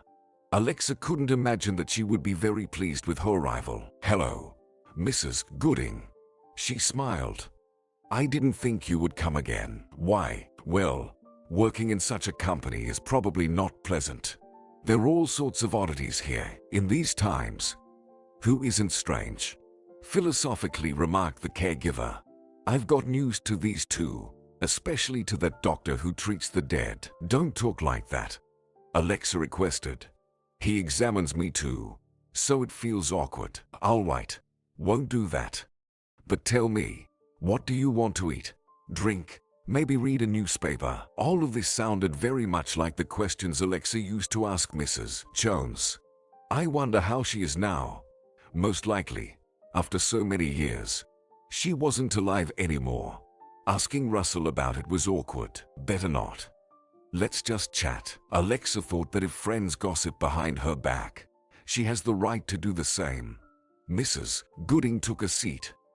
Alexa wondered what to ask first. Mrs. Gooding, do you happen to know what's going on with Russell's grandmother now? Is she still alive? What grandmother? There was no grandmother here. Only he is live here for now. Only he. So, Mrs. Jones is no longer alive. Alexa felt guilt and tightly gripped the blanket. She hadn't even said goodbye to her, although she had always been a kind friend. And who, in this case, was the traitor? Russell or Alexa herself? For now. What does that mean? Alexa asked. His fiancée, Sue, lives in the city. Doesn't want to move here. They'll figure out where to live after they get married. For now, they live separately. Fiancé? Alexa asked in confusion. And Russell told me that he... What did Russell say? That he's not married. And that's pure truth. Alexa didn't think about the fiancé. How foolish. Mrs. Gooding looked at her and asked, and who is he to you? A friend, or just a friend? Alexa said. We've known each other since school. Oh, I see. The caregiver smirked. If there was anything between us, it's long in the past. Alexa muttered. I don't care. You'll have to explain that to Sue if she comes here. She's the one who's the scoundrel. Why is she a scoundrel? Alexa asked. But the caregiver didn't have a chance to answer. The front door creaked, and Mrs. Gooding said, Oh, here she comes. Alexa looked at the girl. So, this is Russell's chosen one. Dark-haired, tall, with brightly painted lips. Has Russell's taste really deteriorated? Alexa thought, immediately scolding herself. Why do I even care? There was a pause in their conversation, and the guest remained silent too. Then she placed a hefty bag on the chair and asked discontentedly, "What's going on here? Wish you a good day too," Mrs. Gooding said. Alexa didn't know what to say. Sue was staring right at her. "Hello," Alexa finally said. "Who are you?" Sue rudely asked.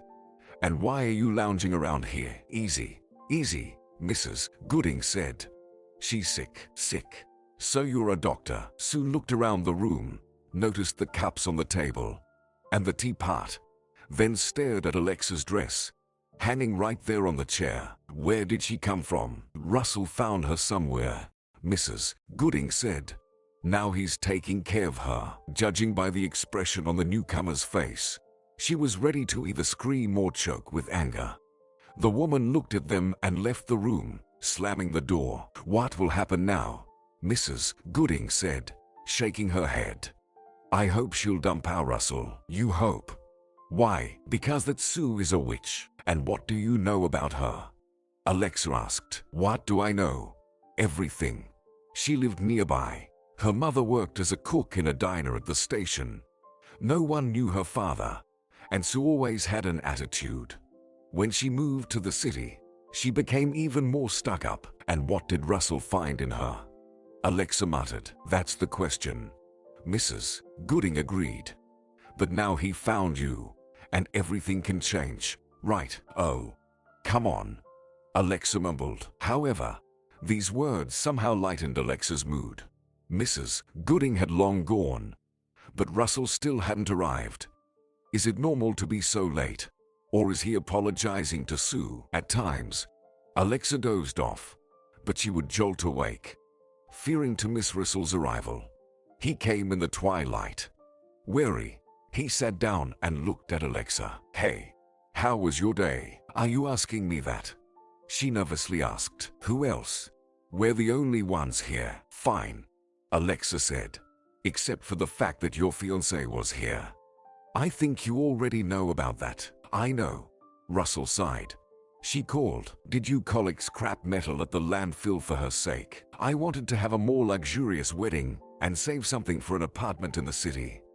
I have savings, but it's not enough. Although I wouldn't say that the landfill made me rich." "Why didn't you say anything about Sue?" "There wasn't a reason. I, for example, told everything about Mason," Alexa said. "I would have told you about Sue too if she had tried to kill me." "Very funny." "Okay, I'll tell you. I didn't want to mention her so that a third wheel wouldn't appear in our conversations." "And what does that mean?" Alexa asked. Russell didn't answer, then added thoughtfully, "Although a third one appeared a long time ago. Your husband. Maybe then we should count the girl you cheated on me with." "What girl?" Russell asked. "Oh, I get it. You're remembering some mythical cheating you made up years ago. By the way, I never understood what that was all about." "You don't have to deny it. I saw a photo of you kissing." "Then show it to me." "I can't. It's at home." Before Russell could respond, the door opened again, and Hugh walked in, very pleased, with a paper in his hand. "I have news for you," he said. "I don't know if it's good or bad, but something is definitely happening." Hugh handed a sheet to his friend, and Alexa sat on the couch, asking, "What's there?" "Orientation," Hugh replied. "Someone is looking for you. It says relatives and close ones." Russell uttered, "It's Mason," Alexa muttered, looking anxiously out the window. For some reason, she felt that her husband would come here. The man she trusted, who eventually decided to kill her. "Do you have any other relatives?" Hugh inquired. "No. My father passed away, and only Mason is left." "Mrs. Jones died," Russell whispered softly, "a couple of months after you left." "I'm sorry," Alexa whispered. "For what?" "You're not to blame for that. Maybe she was upset because of me." "And she wasn't upset. I told her you went for an internship to another city." "Why didn't you tell her the truth?" "What truth?" "That we broke up. Back then, I didn't want to believe it. Hoped you would come back." Alexa was silent. She continued to feel guilty and almost forgot about her husband. "What should we do?" Hugh asked, Handing Alexa the flyer, she looked at her photo, one of the most unsuccessful ones, where her hair was disheveled by the wind, and grimaced. He couldn't even choose a decent shot. "Are you going to report it to the police or not?" Hugh asked. "To bring her back home." "And what has this guy gonna do to her?" Russell asked. "No, I won't do that." "But you're not solving anything here," Hugh replied. "She's not a child. She should decide everything herself." "Right, Alexa." She was silent. Going back home was frightening. Staying here, especially after learning about Russell's fiancée, was impossible. "I don't know," Alexa said. "Can I think about it for a few days? At least?" The men exchanged glances. Russell confidently said, "Well, of course, stay as long as you need, until you feel better." Hugh added, "But you can't stay here forever. You understand that?" "I understand," Alexa sighed. "I won't stay." "Don't worry." Russell wanted to say something else but remained silent. A week later, Alexa felt much better. The headache hadn't completely gone away, but she could move around the house without the help of the caregiver. As she bid farewell to Mrs. Gooding for the last time, the caregiver winked. "Good luck to you too, Mrs. Gooding. Thank you for everything." Alexa felt silly putting on the evening dress again, but she had no other clothes. "Are you going back?" Russell asked. Alexa nodded. "And what's next? Will you wait for your husband to finish you off?" "I will get a divorce." Russell pondered and began pacing around the room. Hugh, sitting nearby with a cup of tea, asked, "Why are we so concerned?" "We need to put this Mason in prison. And that's it." "Easier said than done," Alexa said. "How will I prove to the police that he attacked me?" Interesting question. "Russell, what do you think?" Russell remained silent. Then Hugh shared his assumption. "I think we should give this Mason a second chance." "A second chance?" Alexa objected. "So, I should forgive him for everything and live happily ever after with him. Although I doubt it will be ever after everything that happened. And happy as well. If him just come near," Russell added, "I'll strangle him." "I like your attitude," Hugh said. "That's exactly what we need." "Explain what you mean," Alexa demanded. "I just mean that Mason should make another attempt. Not in the sense of trying to become a faithful and loving husband, but trying to kill you." Russell looked at him as if unsure whether his friend was joking or being serious, then said, "I'll kill you myself for such ideas." "Let me finish." Hugh waved his hands. "We need to set a trap for our Mason. Give him a chance to fulfill his dream of becoming a murderer. And when he falls into it, we catch him and—" "What if it doesn't work, and Alexa gets hurt?" "Did you think about that?" Russell asked. "It should work. You just wanted to strangle him yourself a moment ago. You'll tie him up and turn him over to the police." "Are you suggesting creating conditions where Mason can conveniently attack, orchestrating the perfect moment?" Alexa asked. "Exactly. We need to create a situation where the murderer would feel like a fool if he doesn't take the chance." "I think he was already a fool back at the party," Alexa sighed. "Attacking me in the garden when there were plenty of people in the house nearby. Maybe your husband was sure someone would confirm his alibi. You said there were many friends at the party. Mason could have confided in someone and asked for help," Russell suggested. "Then his friends are even dumber than he is," Hugh said. "Getting involved in such a thing. Would you cover for me if I asked you to deal with a corpse?" "Hardly. Unlike you, I didn't study to be a forensic pathologist." Alexa unexpectedly burst into laughter as she looked at them. "I never thought I would say this, but I don't want to go home, honestly. I've got news to this place. To you. Yes, Hugh, to you too, even though you're quite a bore." "I'm deeply flattered," Hugh smirked. "So, stay," Russell said. Alexa looked at him, not sure if he was joking or serious. "Unfortunately, it's impossible. You have Sue. Let's finish this business and figure out what to do. Right now, the most important thing is to get rid of this maniac," Hugh said. Deep down, Alexa didn't agree with him. Suddenly, She realized that she might be seeing all of this for the last time. The old house glittered with miscellaneous items, the table, and these people who cared for her, sitting by her side at night. Mason, against this backdrop, seemed not like a person but a pitiful imitation. And her luxurious home felt empty and cold, just like her entire life. Afraid of bursting into tears, Alexa waved at them and walked out the door. Russell shouted after her, "Call me when you're home." Home. Alexa felt like she was leaving her native nest rather than returning after a long absence. She decided to take a taxi to the city. Although Russell offered to drive her on the way, she thought, it's a pity they haven't invented a time machine yet. How I wish to go back in time and make the right choice. To make sure I don't have both Mason and this Sue in my life. Alexa got out of the taxi near her house and watched it drive away for a while. Pressing the doorbell, she felt confident and empowered for the first time in a long while.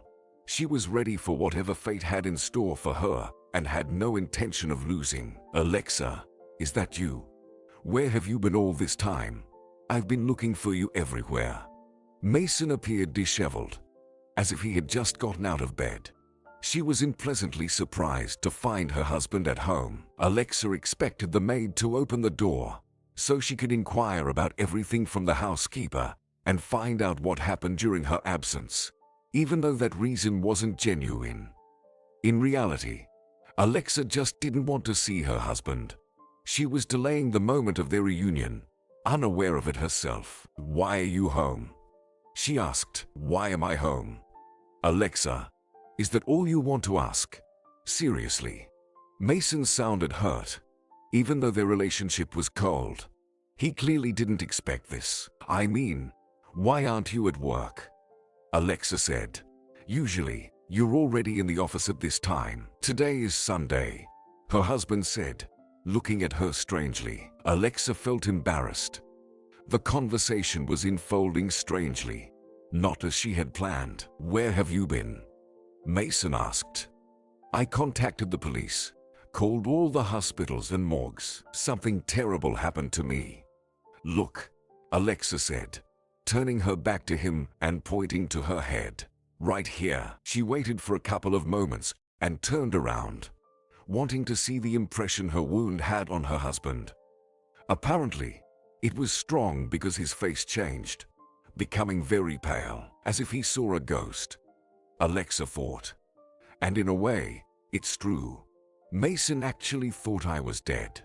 Most likely, he himself took me to the landfill. Maybe friends helped him. "What is this?" Mason asked with a trembling voice. "Alexa, who did this? Where have you been?" "I don't know who did it. Good people helped me. They found me somewhere on the street, brought me home, and care about me." "Good people? What about me? Why didn't you let me know where you were?" "I didn't have my phone, and I don't remember your number by heart." "Alexa, that's not an explanation," Mason said. "Can you imagine what I've been through during this time? You could have called the office. The number is always available. Send someone to our home, at least." "I'm sorry," Alexa said. "I felt very unwell. Couldn't think straight." "Forgive me," Mason sighed. "I overreacted. I was just so worried. You can't even imagine." Of course, he was worried, Alexa thought. Probably every day, he expected the police to knock on his door. Slept poorly. Conscience always bothers criminals. Mason embraced her shoulders and led her into the house. "Clara," he shouted upon entering the hall. "Put the kettle on quickly. The lady of the house is back." The housekeeper peeked out from the kitchen, gasped, and immediately disappeared. The word "lady of the house" made Alexa shudder, especially with the condescending tone it was uttered. Once, many years ago, Mason entered here as a humble guy, shy under the scrutinizing gaze of her father. How things had changed. "Make yourself comfortable," Mason said, guiding her to the sofa. "Or perhaps you'd like to lie down. Shall I take you to the room?" "I'll manage on my own. Don't worry. I am a bit tired though. You go ahead and have breakfast." Alexa quickened her pace, eager to escape from her husband. She entered her room, closed the door, and breathed a sigh of relief. She was safe, at least for now. On the nightstand lay a phone. Someone had left it here. Alexa vaguely remembered not taking it with her, leaving it in a drawer of the table there, in the country house. She picked it up and was surprised to find it charged. Was Mason waiting for a call on her number? Or was the maniac rummaging through her photos? Alexa dialed Russell's number. She had memorized it just in case. "Hello, it's me," she whispered into the receiver. "I'm home. And for now, everything is fine. Everything will be fine, I promise," Russell replied in a whisper. "Why are you whispering too?" Alexa chuckled. "Who's going to eavesdrop on you?" she asked, and regretted it because Sue could be next to Russell. "I'm taking a cue from you," he replied. "How's Mason doing?" "Probably turned gray from sorrow. I haven't noticed any gray hair, but he portrayed someone heartbroken skillfully. Even I would have believed it. He's a good actor, you know." "Hugh was right," Russell said. "I really could lose control. We need to be more careful. I wouldn't want to end up in jail because of some scumbag." Alexa remained silent, unsure of what to say. Russell continued, "I'll go crazy not knowing what happened to you. What if he puts something in your food? I'll pretend to have a poor appetite." Alexa said. "Hugh and I came up with something," Russell said. "Well, about how to make your husband reveal his true colors." "And what's that?" Alexa asked. "You have to arrange another out-of-town celebration. But this time, a purely family one. Just you and him. No guests." "I find even the thought of it repulsive," Alexa said. "Pretending to be a loving couple when both Mason and I know it's not true." "I can imagine," Russell muttered. "You can't. You're not familiar with my husband, but I've heard enough. That'll do. Pretend to be scared by the previous attack. Say you want to spend a few days away from the city. And, most importantly, no one should know about it." "But why? What's the point in that? If your husband thinks that no one knows about your weekend together, he might relax and try to attack you again. I saw this place on the map. There are few houses around. No witnesses." "Well, okay, I agree. Where will you be?" Alexa sighed. "Hugh and I," Russell said, "will be nearby. We'll survey the area in advance. Figure out the best way to keep an eye on you." "I'm scared," Alexa admitted. "Now, just imagining those places. It's frightening even to go there." "Everything will be fine. Trust me." And Alexa believed. After all, if she couldn't trust him, there would be no one left in the world she could rely on. Jasmine came closer to lunchtime on the same day. "I was in such a hurry to see you that I ran away from work," she told Alexa. "And you disappeared first, goodness knows where, and now you've shown up without even letting anyone know. What's going on? I can't understand." Jasmine pecked Alexa on the cheek and stepped back. Alexa looked at her friend with slight surprise, not fully recognizing the person in front of her. Jasmine had dyed her hair red, got a bob haircut, and even applied makeup differently. In just a few days of not seeing each other, there were such changes in appearance. "So, you're doing eyeliner now?" Alexa asked. "Yes. And I bought different perfume. Can you smell it? Treated myself with my paycheck." "Well, spill it. Where were you? What did you see?" At first, Alexa wanted to tell Jasmine about the encounter with Russell, her husband's betrayal, and everything else, but she changed her mind now. Jasmine looked too radiant and cheerful to involve her in family troubles. "It's a long story. You better see for yourself," Alexa said, tilting her head to reveal the healed wound on her head. "Goodness," Jasmine exclaimed. "Who did this to you?" "I don't know. It happened at the party. That's where we last saw each other." "Yeah, right," Jasmine said. "Sorry for leaving you back then. The champagne was so delicious. If it weren't for me, the person who did this could have attacked you too," Alexa said. "So don't blame yourself. What kind of bodyguard are you still?" Jasmine sighed and changed the subject. Who saved you? Can I shake hands with these heroes? It's probably better not to, Alexa said. I've already become a burden to them. I'll send them a money transfer. Let them treat themselves. Okay, Jasmine said. I won't bother you then. Let's talk about something light. I ran into Zoe the other day. Remember our classmate? Imagine, she's so chubby now, pushing a double stroller. I would never have thought. Alexa pretended to listen, nodded, but her mind was elsewhere. She was thinking about Russell and imagining that he was probably doing the same about her. She only went downstairs for dinner. Then, seeing her husband at the table, she suddenly wondered why this man was sitting in the place her father used to occupy. Were her father and Mason equals? Alexa's father had earned everything through hard work, built the house, raised his daughter alone. And what had Mason done? Found a wealthy bride. Did he ever love her? Alexa sat down at the table and smiled. Mason looked at her questioningly. Well, did you have a good rest? Feeling better? You know, I think we should still call a doctor. Let him check if everything is okay with you. I don't need a doctor, Alexa said. Then who? Mason asked. You know, in the place where I was all this time, there was such chaos. Nice people, but annoying. The wife constantly quarreled with the husband. Kids were screaming. How did you endure it? Mason asked. What else could I do? But it doesn't matter now. I'm grateful to those people, and I don't blame them for anything. But that endless noise, you know, I got so tired. I think you should still see a doctor. I've never heard such things from you before. Let's relax outside the city, Alexa said. Just you and me. No guests or servants. Complete silence. Mason looked at his wife with a puzzled expression, then asked cautiously, outside the city? Where? At our house, meaning where everything happened. And you're not afraid? Alexa looked at her husband, but she saw a completely different person. The guy Mason used to be. Afraid of ghosts, scared of random noises. And this man had turned to murder.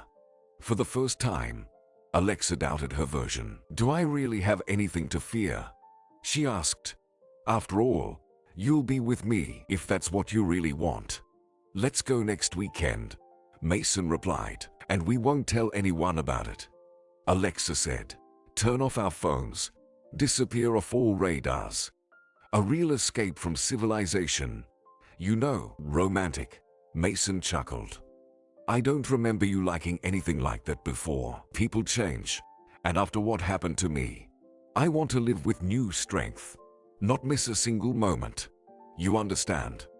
Alexa said, and preferably, in those moments, there won't be you, she thought. But, of course, she didn't say it out loud. Alexa had almost forgotten what it was like to relax with her husband, and now simultaneously anticipated the imminent resolution and feared it. What if Mason attacked, and Russell and his friend didn't come to help in time? Or what if her husband really poisoned the food? Or maybe nothing would happen at all, and she, like a fool, would arrange a romantic dinner for Mason. They would politely smile at each other, and that would be the end of it. Perhaps it was better to forget about the attack, file for divorce, and erase this story from her memory like a bad dream. The villain must be punished, Hugh said when Alexa expressed this thought over the phone. You'll regret it yourself. You'll walk the streets with caution, fearing he might attack from around the corner, Russell added. Alexa had nothing else to do but agree with them. There was no turning back. She had to put an end to this story and find out from Mason why he did what he did. Saturday morning turned out to be rainy. The rain drizzled, and Mason, looking thoughtfully out the window, asked, Are you sure you want this? Maybe we should postpone our trip to another time. Absolutely. I checked the weather. The sun should come out after lunch, Alexa said. In reality, Alexa was lying. They couldn't afford their plan to fall apart. Mason pursed his lips disapprovingly and went to load things into the car. They got into the car, and Mason turned on the radio. Then he glanced at his wife and sighed. "Sorry, I'll turn it off now. Forgot you can't stand it. It's okay. Leave it," Alexa requested. I like this song. Not that she really needed music, but it was easier to stay silent. Staring out the window, sitting in complete silence would have been uncomfortable. Yet, Mason seemed uneasy, probably because he occasionally asked questions. "Do you feel okay?" "No headache. Everything is fine. I took some pills just in case." "You don't need to worry. At work, everyone was asking about you. Do you really not want to call someone from there?" Accountants seem to be the most concerned. "You would make their day. Maybe later," Alexa said. "And let's not talk about accountants today. For these 2 days, it's just you and me in the whole world. Haven't you forgotten?" "Oh, yeah, I remember," mumbled Mason. Alexa found it amusing how determined Mason was to keep the conversation going.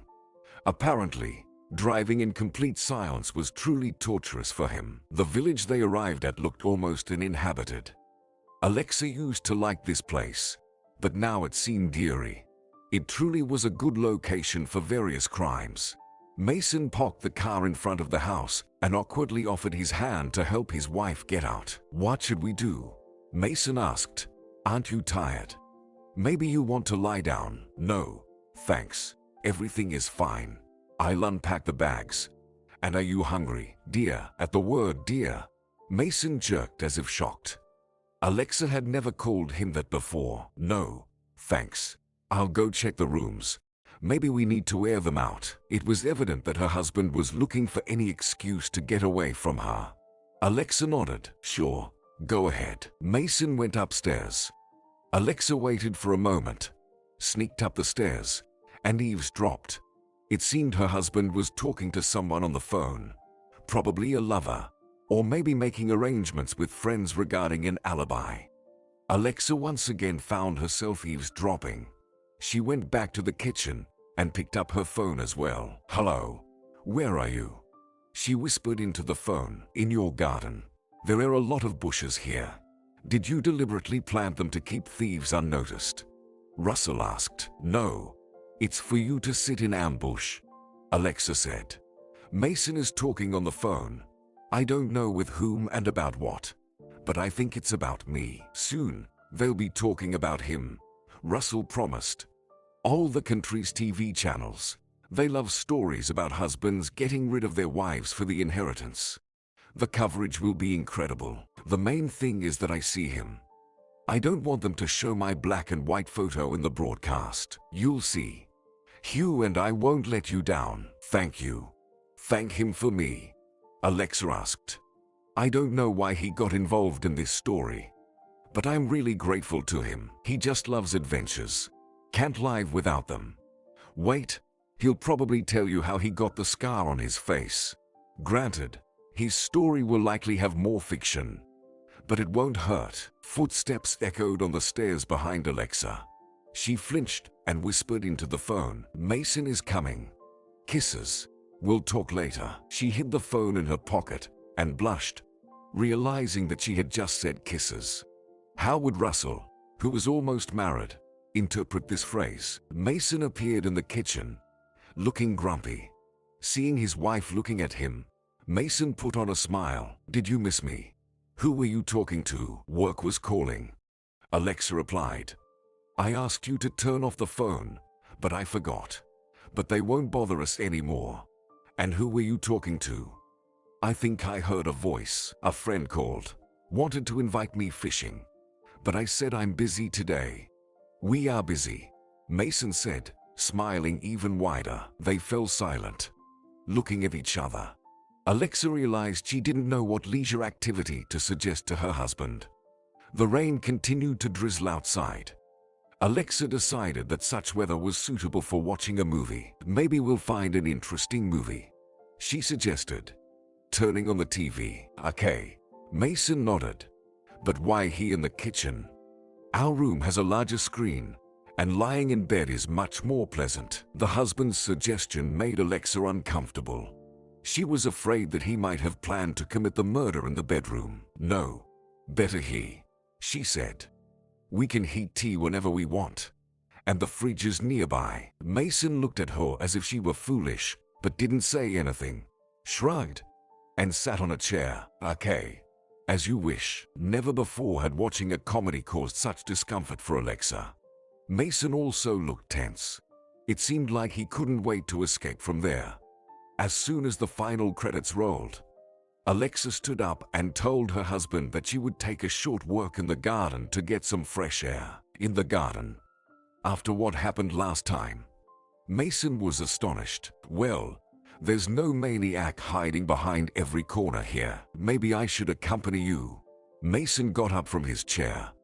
Or let's just open the window. I'll just take a look for about 10 minutes to see what has changed since I've been away.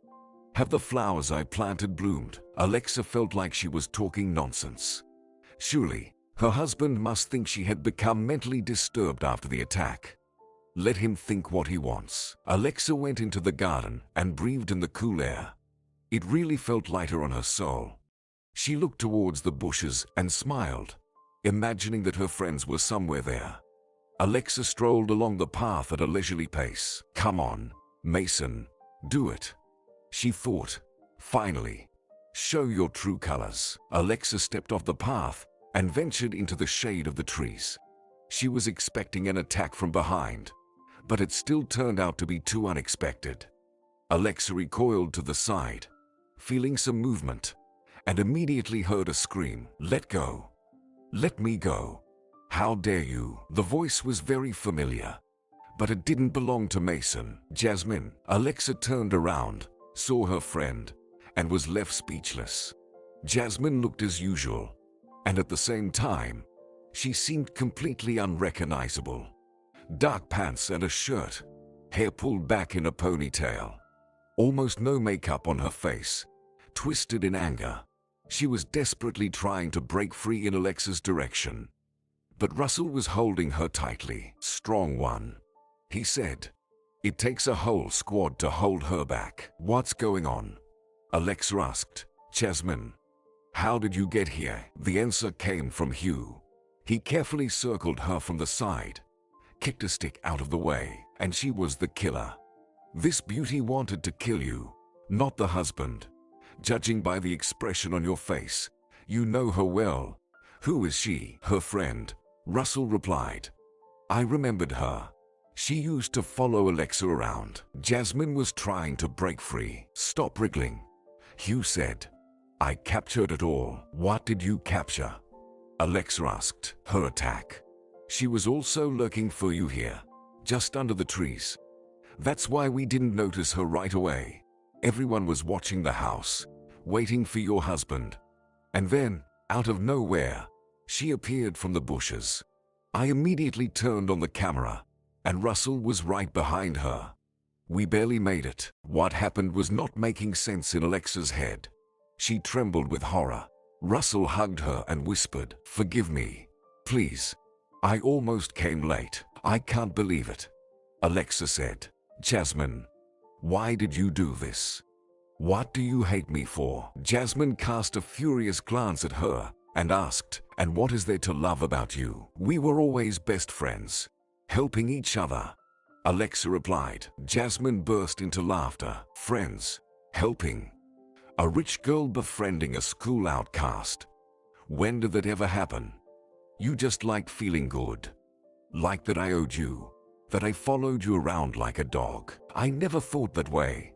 I truly loved you almost like a sister. The cruel expression didn't disappear from Jasmine's gaze. Fine. Let it be. You didn't believe in our friendship. But to kill me, for what? You could have just cut ties with me. Stop communicating. Alexa said. Why did I want to kill you? Jasmine asked again. Because you've been enjoying life for too long. It's time to make room for someone else. Don't you think so? I don't understand. Alexa whispered. Well, I think I understand, Russell said. Look, here comes your husband. He'll explain everything now. Mason was indeed running towards them, looking frightened. Alexa, Jasmine, what's happening? Who are these people? Jasmine asked. You said you would be alone here. Who are these guys? Mason looked at the unfamiliar men with amazement. Hugh asked Alexa. He said, "Now do you understand?" Alexa, to be honest, not entirely. This redhead is your husband's mistress. He didn't tell anyone about your little vacation except her, and together they decided to kill you. What are you talking about? Mason objected. I didn't plan to kill anyone. Especially not my Alexa. Didn't plan or didn't succeed last time. Russell asked, what other time? Are you talking about the holiday? Some maniac attacked. What does it have to do with me? Alexa couldn't take her eyes off her husband. He wasn't lying. There was no doubt about that. Alexa could always sense the lie of fame. But if he wasn't the killer, then, Jasmine, was it also you last time? Alexa asked. Guess from 3 tries. But why? It wasn't fair that everything came to you alone. This house, then a great guy, and I struggled for everything in my life. First, I grew up in poverty, watching the parties my mother threw with prospective suitors, then worked as a waitress after school. While you hung out with this, Jasmine threw a spiteful glance at Russell. Now, I'm working as a secretary, and you live in luxury. So, since your husband and I love each other, why shouldn't I take everything else? Took Mason. We'll take the house. But first, I needed to get rid of you. Alexa looked at her and couldn't find words. Then she buried her face in Russell's shoulder and asked, take me away from here. I can't look at them. Russell nodded and led her back to the house. Hugh shouted after them, don't forget to call the police. Mason ran alongside Alexa, repeating the same thing. We almost had nothing. Don't believe her. Met a couple of times. Just a fling. She's making it all up. Alexa, can't you see? Russell showed him a fist, and Mason stepped back, muttering something like, forgive me. Russell sat Alexa on a chair, handed her a glass of water, and started calling the police. They'll be here soon. Are you feeling okay? If you and Hugh hadn't arrived in time, I would have felt much worse. But now I'm okay. Almost. The police arrived quickly. Alexa answered some questions, then promised to come to the station the next day. When everyone left, it was already late evening. Hugh had also disappeared into the evening twilight, leaving the friends alone. They sat on a small couch and looked out the window. Alexa rested her head on Russell's shoulder and whispered, it's hard to believe that everything turned out this way. That for many years, I lived amidst lies, without a friend, without a husband. The main thing is that it's over, Russell said. Something new will form somehow. What will form now? My life is in ruins. And you weren't there. But it's my fault. Before, you said it was my fault. How did I betray you? Maybe you'll tell me about that photograph. Okay, I'll show you now. Alexa took her phone and showed Russell the photo. See, I keep this picture on my phone, revisiting it from time to time, like a masochist. Do you recognize who's in it? Russell looked stunned at the photo, then shook his head. Don't know the blonde. And the guy, it looks like me, and not me at the same time. I've never had such a shirt. Where did this photo come from? Jasmine showed it. She caught you together. Alexa fell silent. The terrible truth was reaching her too slowly. Was this photo also a forgery? Did Jasmine deliberately give it to me to create a rift between us? Russell remained silent, slightly zoomed in on the photo, then pointed to something with his finger. Look, there's even a seam between the collar and my head. Photoshop, and not a very good one. I believed her, Alexa whispered, tossing the phone aside. I believed her, not you. How foolish I was. Forget it. I was foolish too. Instead of demanding an explanation from you, I gave up and tried to forget. But I couldn't forget. Judging by what you knew about my husband's name, they wrote about your wedding in the local newspaper. Russell replied, embarrassed. I accidentally came across it. Got drunk that day. Then I got a reprimand at work. Alexa sighed and wiped away tears. It's a pity that the truth has come out too late. Now nothing can be fixed. Why not? You'll marry Sue, and I. By the way, when is your wedding? I'll drink on that day too. No one will dare to reprimand me. I'll declare a day off at work myself. There won't be any wedding. Russell waved his hand. How can there be no wedding? I cancelled it. Sue argued a bit, but soon gave in, realizing that I'm quite the cheater. Picking up ladies at the dump. Alexa looked at him skeptically, and Russell added, although, if you insist, we can still have the wedding. No, I'm not insisting. Marry me. Russell handed her a makeshift ring made from a straw. Sorry, I don't have anything better at the moment. Alexa smiled and put the straw ring on her finger. And I don't need anything better.